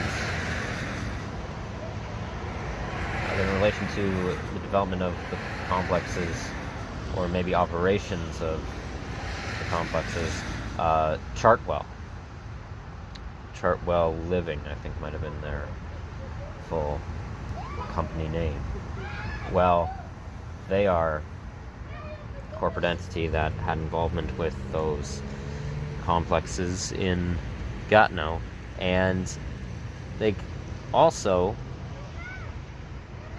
well, how I know that I was wrong about that further is they also have a building here in the St. Hubert district of Longueuil that they either operate or have aided in developing. It's under the label Chartwell as well. So that's just a quick one there.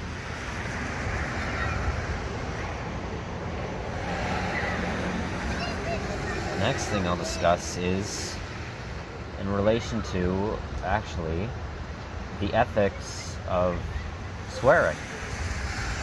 So, if you know me, I swear a lot when I'm agitated or just comedically, to add some amount of when I'm trying to be humorous. Or if I'm confused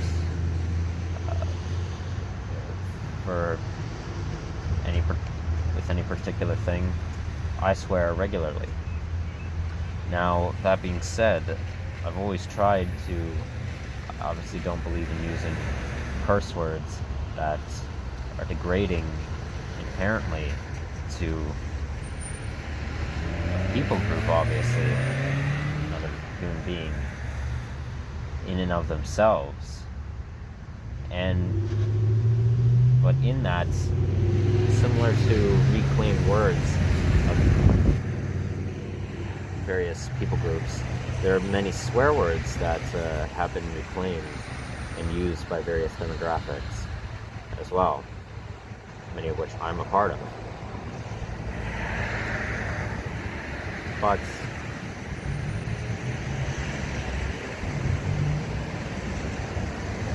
that being said, I've come to realize the cognitive dissonance in mind in relation to words such as bitch and dick, cock, dickhead,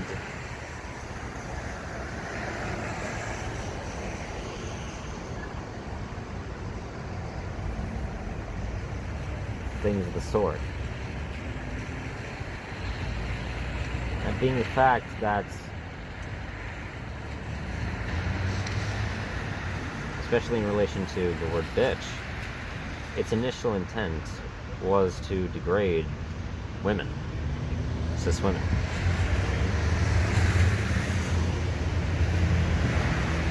Very harshly. Now, obviously, in relation to zoology, bitch also means female dog, canine. But in that, in human adoption, the zoological term, basically referring to women as if they're dogs.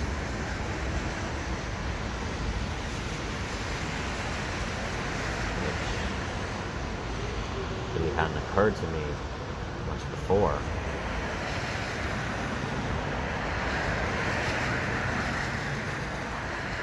But the same can be said for the words dick, cock,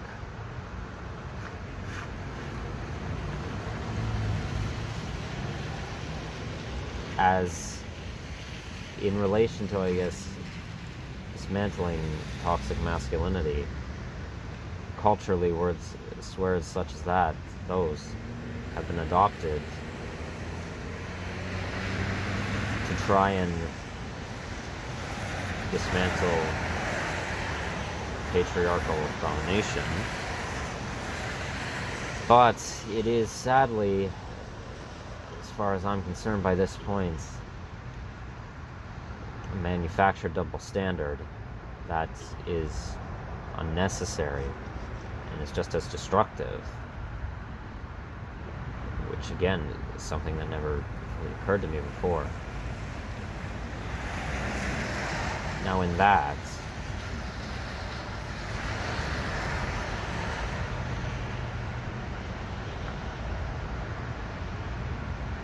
in relation to, well, communities I'm a part of, I have, in the past I've used said words in vain, obviously, but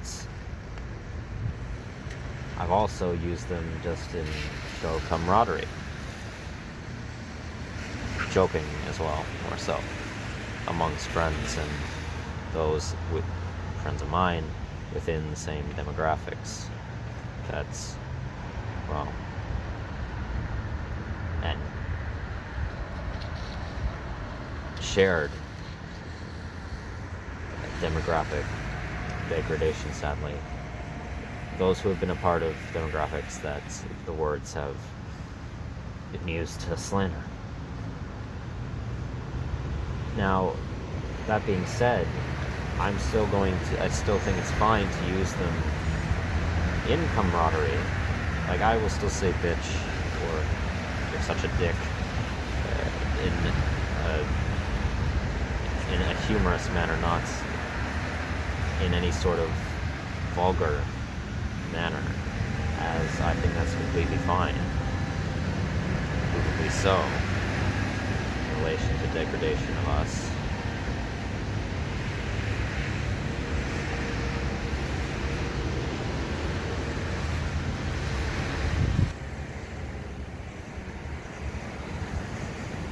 But I am going to try now and actually be more conscious about those specific curse words, not using them in any sort of displays of anger. Now, I'll still use various other ones that I've used frequently, like fuck, shit, asshole, douchebag. I don't use that one very frequently.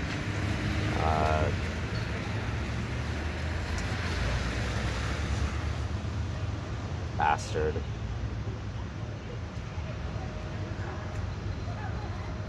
Which has two meanings to it,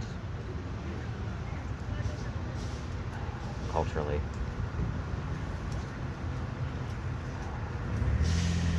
But because as far as I'm concerned, those ones don't have a massively rooted degrading essence to them, inherently, in relation to vulgarity. But as for the other ones mentioned, I need to be conscious of not using them in a slanderous way, because that is hypocritical of me, very much.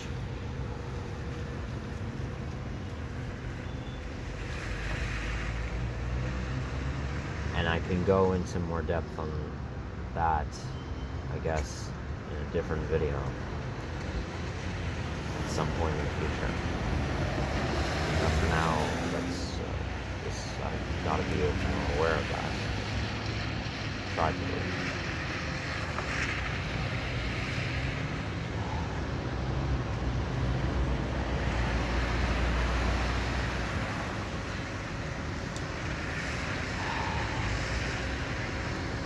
last thing that I was majorly wrong about, as far as I'm concerned right now, that's come to realize.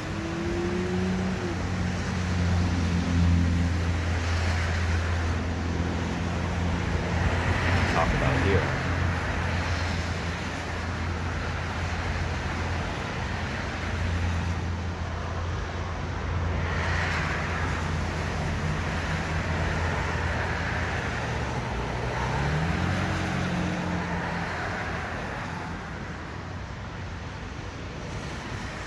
Was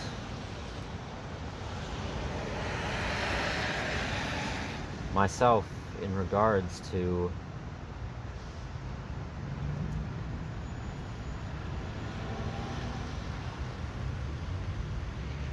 an insecurity of mine in the way I talk. It was in part 4 of my Before Leaving the Cottage video series, where I discussed intellectual ageism that I've faced for years, and manipulation from various adult figures in my life.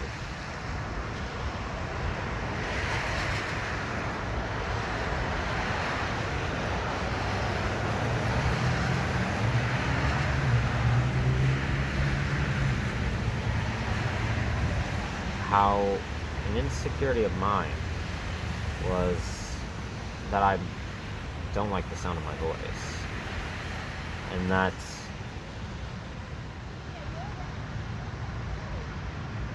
I've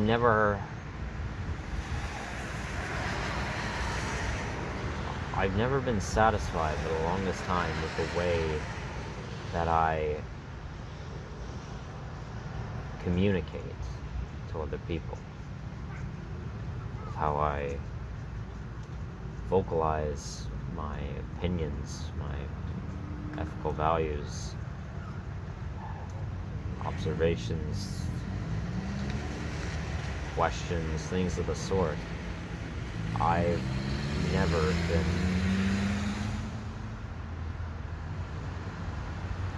not happy with, never satisfied is a good word.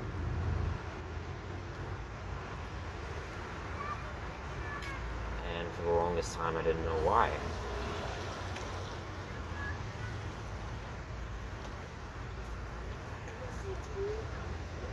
Well, now I do. And that's because, as I mentioned before, and especially in relation to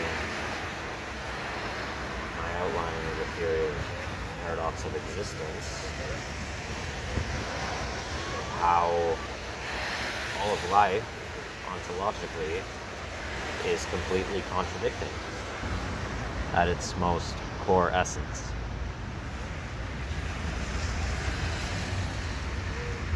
It's because every emotion, every idea that I've had, no matter how I try to articulate it, even if people do understand what I mean, I never feel that it's to the nth degree that's how I emotionally feel it, how I emotionally connect with it. And I know it never will be, which in my theory of interactive loneliness, it won't be. That's quite literally what will keep me talking when everyone else is talking.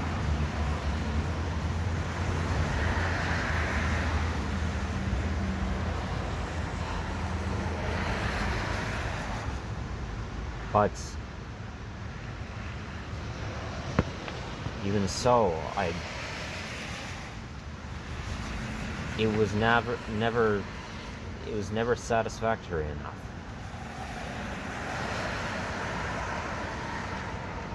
And it still never is.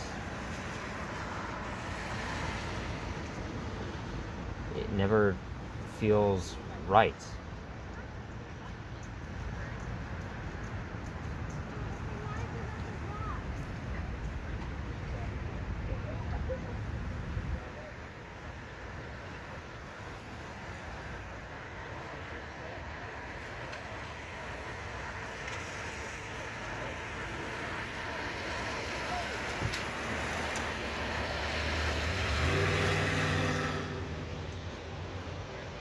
And it especially drives me ballistic when ignorant, idiotic morons like the ex-friend that I will be putting an end to that relationship as of current, which I was going to talk about in this video, but now I realize that needs a video of its own.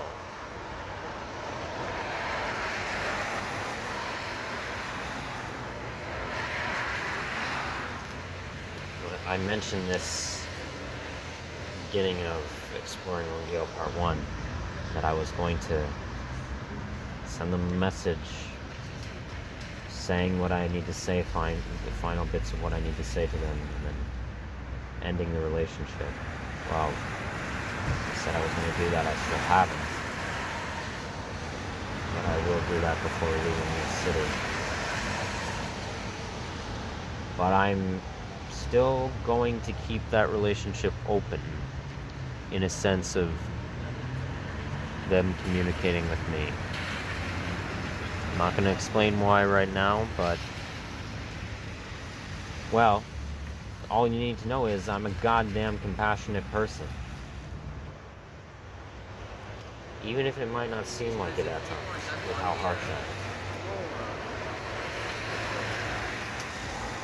So, staying open on their end, if they want to spam me with anything digitally. I'm not online for at least a year.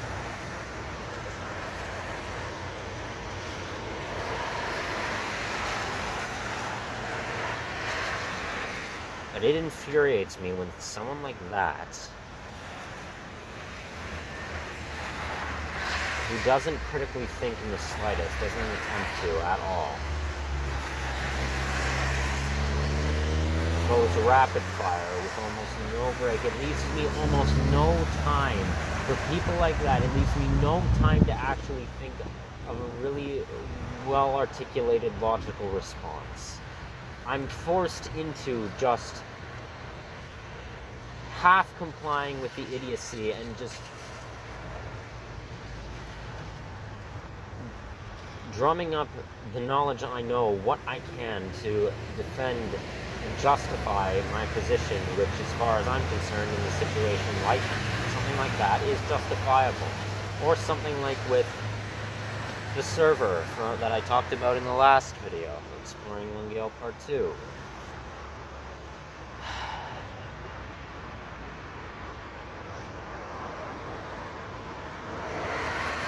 Or the server in Exploring Montreal Part 9.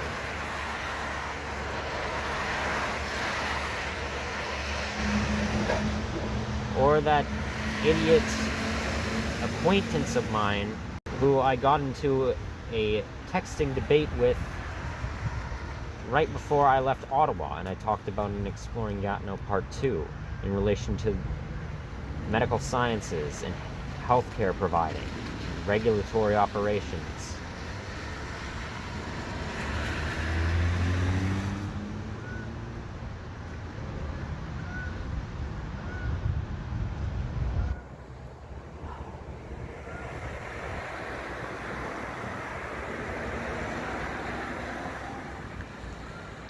It leaves me almost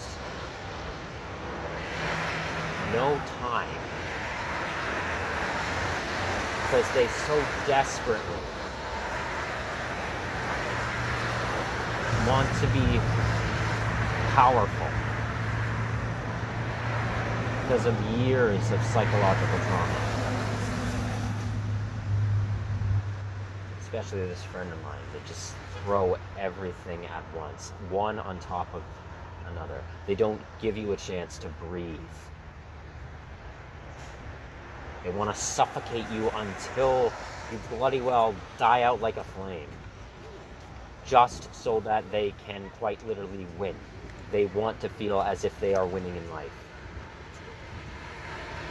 to feel as if every life choice they've made could be somewhat justified, consciously and or subconsciously.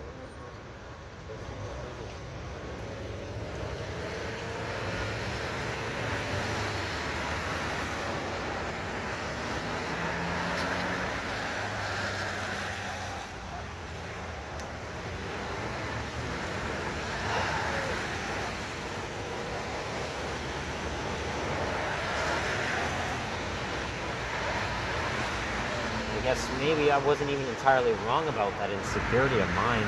It's just I didn't know why I fully was experiencing it. Well, now I do, as far as I'm concerned right now.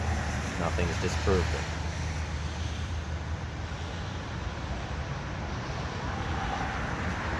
Said it before and I will say it again. Everything that I've experienced right now has just reaffirmed my theoretical work.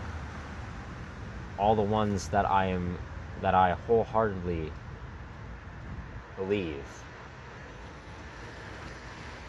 And even some amount of the ones of mine that I feel are weaker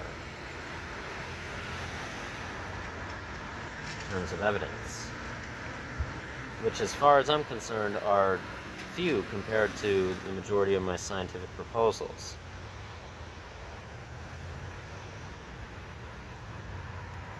And same goes for the implementations. Everything that I've seen, observed, experienced, researched, combination of all of them, have just reaffirmed them further and further and further.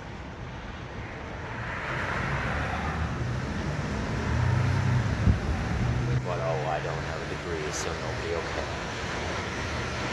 Nobody will even bother to actually bloody well take a look at them.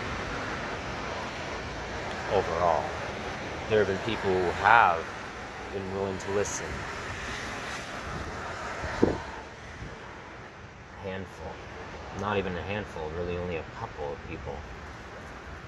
That individual I talked about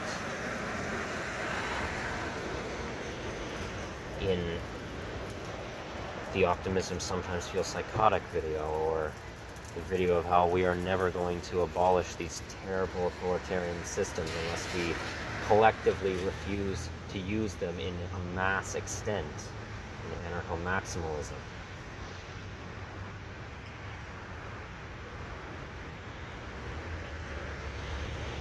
The person I mentioned who I met right before I left Laval, Quebec.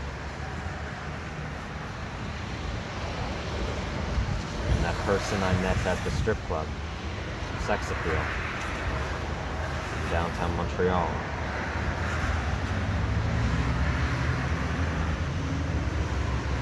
They really were the only two that... And also, well,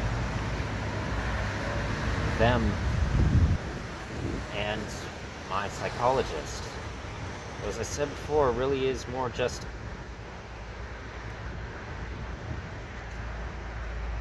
psychological science colleague of mine by this point that I just keep in contact with, that we talk, we make appointments, but we really just discuss these things. They help me to see a different light in a mass.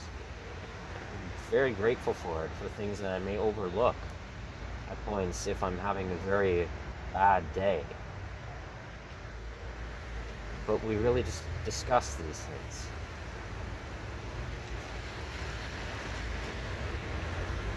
I'm so thankful to have them in my life. Still.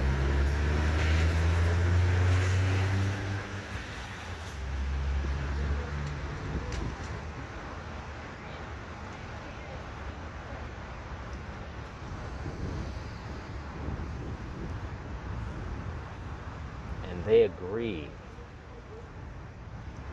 with most of my theoretical work very clearly. I'll talk about this in a future video in relation to my now ex-friend, but I actually discussed them with my psychologist over the phone in relation to something my ex-friend said to me. And then my psychologist actually, and I don't mean to use this to flatter my own ego, but in relation to their opinion of my work, they verbatim said to me, Cam, who knows, if you were to publish your work, you could be considered the next theoretical Einstein. At least I think so anyway.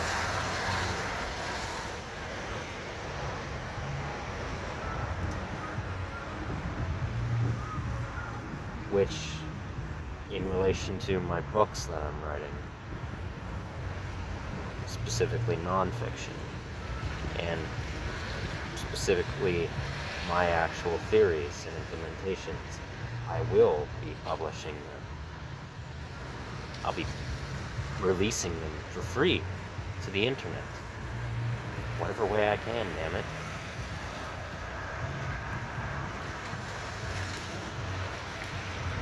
That's what science is meant to be. Free. No fucking price assigned to it.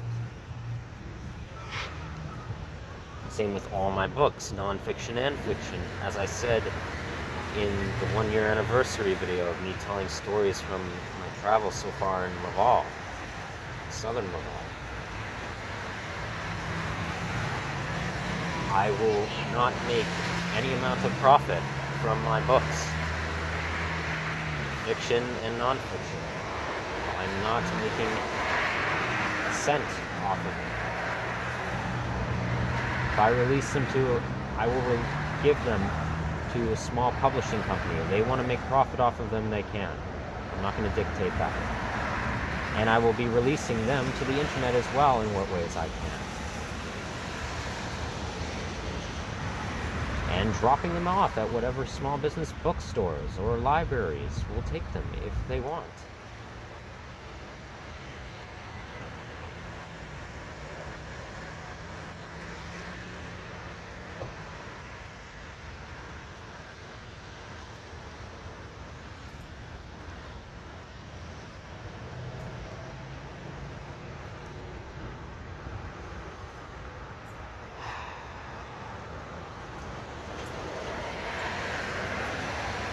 To conclude, what I was wrong about there in that regard is I now know why I've been insecure about that.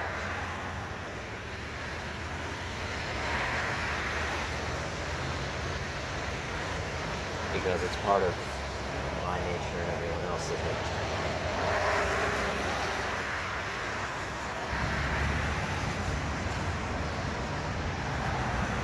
And people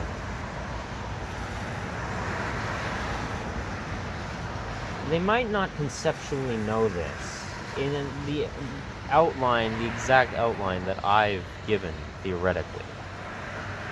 But it's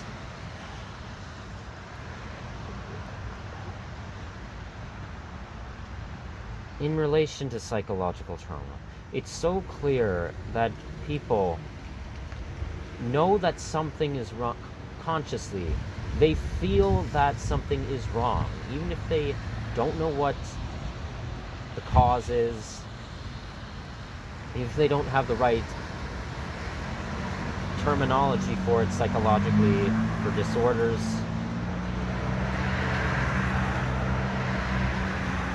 Or hell, sociologically, for the mass corruption that is extensive in this world, or in their communities as well, specifically for each individual. People know that something feels wrong, something is wrong, that is causing them and people around them mass problems. They know something is off, and they just do nothing about it. They do nothing. They don't try to figure it out in their own way, even. Try and put some amount of wording to it, as much as we possibly can. Again, not with the technological terms that have already been outlined in relation to it. They know something is wrong and they don't do anything.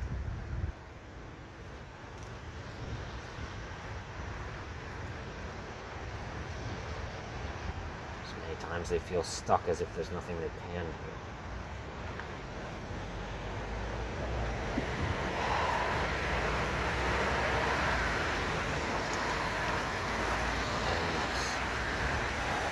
Again, that's ultimately why I'm even on this trek of mine. I will bloody well see as much of humanity as I can in my lifetime to see if, on a large scale at least, the human race can bounce back from the pit of despair we've driven ourselves into, for fucking hell's sake.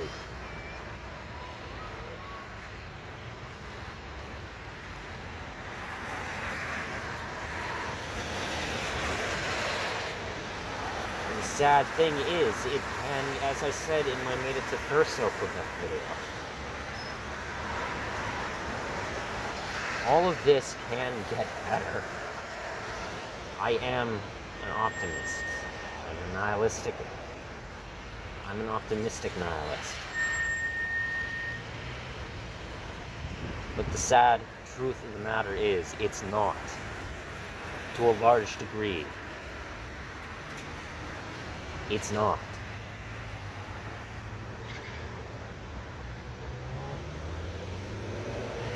It's getting worse.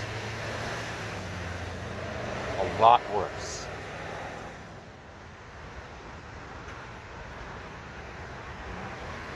And I blame everyone around me and myself.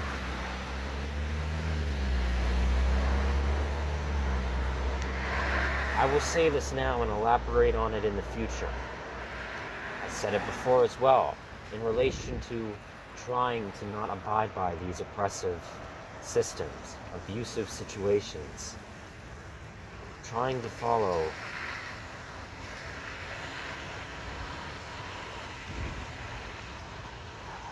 the moral code that I do. Collectivism, anarcho-communism, social anarchism, anarcho-maximalism, anarcho-situationalism, ethical situationalism, self-maintaining altruism.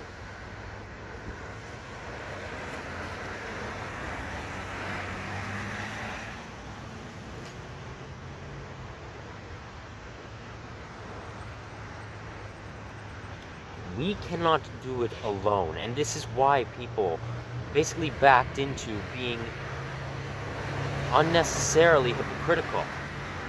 Why they are extensive hypocrites. Even if, in relation to the paradox of existence, there's what I call naturally occurring double standards and manufactured double standards, well, with the mass extent of destructive actions in this world, people who try to be opposed to the problems, to one extent or another, are basically backed into abiding by manufactured double standards. Unnecessary hypocrisy. We're all hypocrites to a mass extent. And not beneficially in this regard. Detrimentally. And that's not human nature. At all. It's a sorry delusion most often to think so.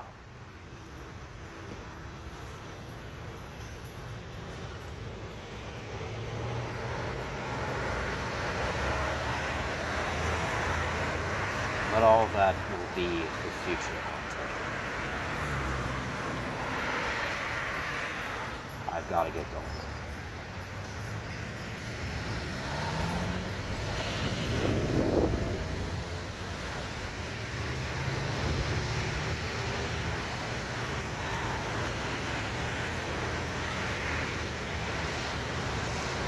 For those of you who are wondering, because I never really further addressed it, no, I sadly relation to that person I met at the strip club, V.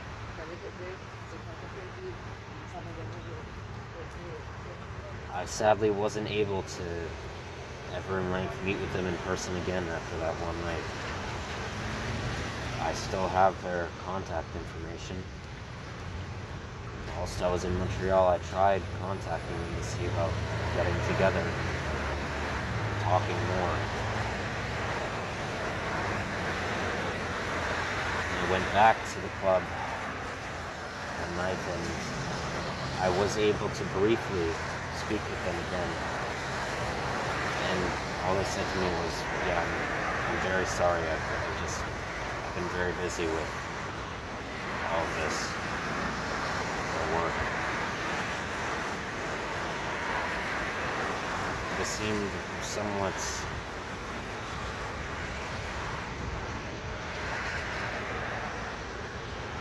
anxious and dismissive. I don't know why.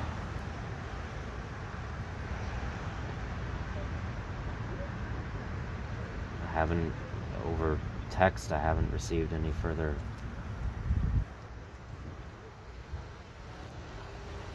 messages from them since the day that we had initially planned to actually meet together for coffee at a cafe, but they ended up having to cancel.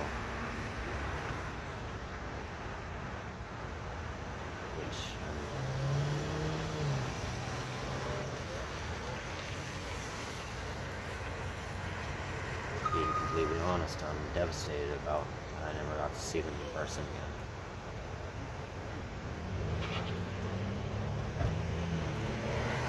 But hopefully I'll be able to at least keep in contact with them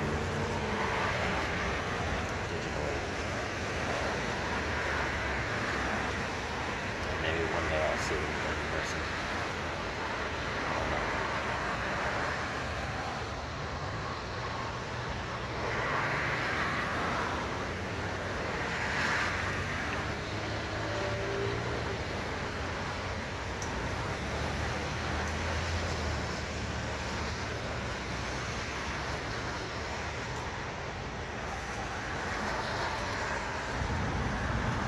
Well,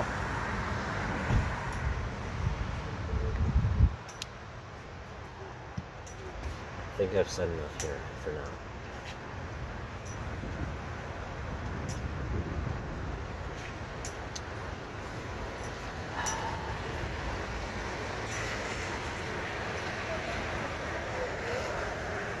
Last day in Longueuil, Quebec.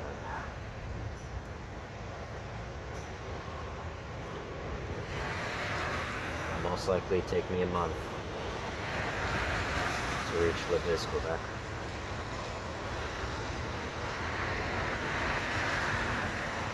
And very clearly autumn is here. And it's getting colder.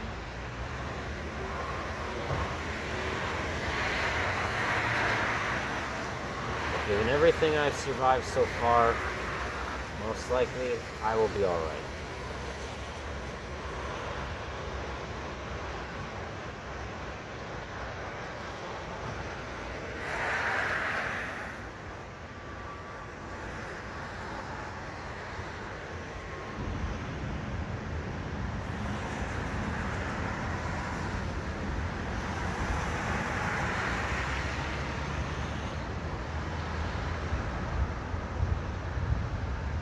Took some more footage of the statue piece that's outside of the library here. I showed it somewhat in the last video.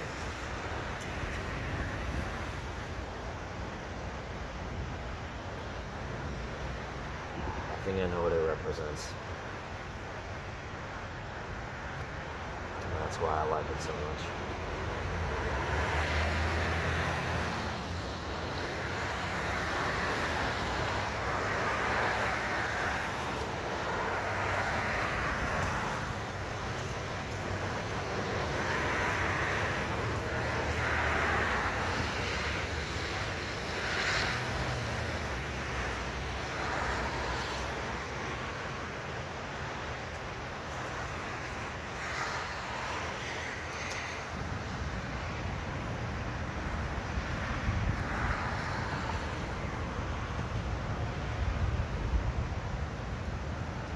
Well,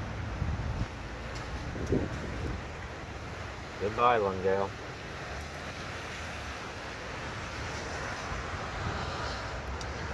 Bye, Greater Montreal area.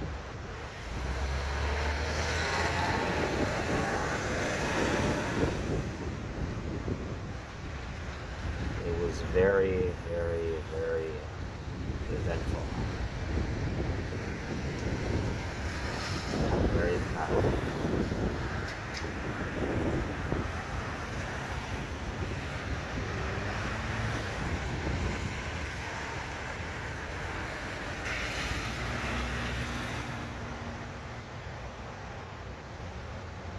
Allow me to exaggerate a memory or two.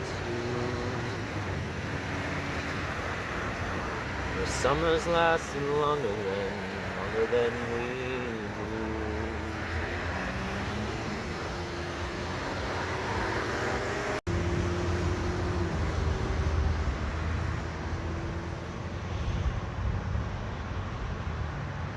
Nothing really mattered except me to be with you. But in time we all forgot and we all grew. The melody sounds as sweet as the first time it was sung, with a little bit more character for show.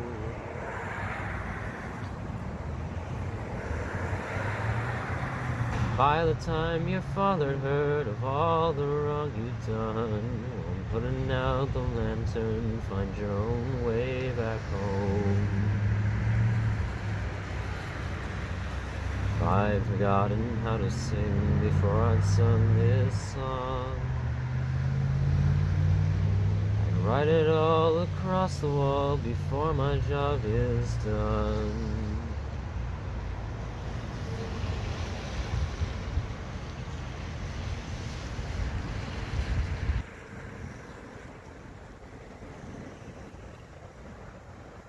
I'll even have the courtesy of admitting I was wrong, as the final words before I'm dead and gone. You've never been so divine in accepting your defeat. I've never been more scared to be alone. If love is not enough to put my enemies to sleep, putting out the lantern, find your own way back home.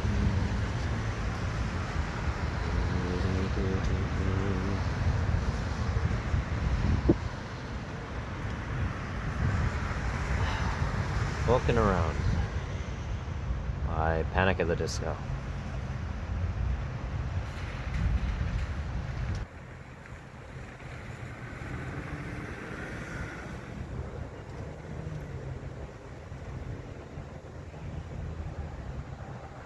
See you in Liviz.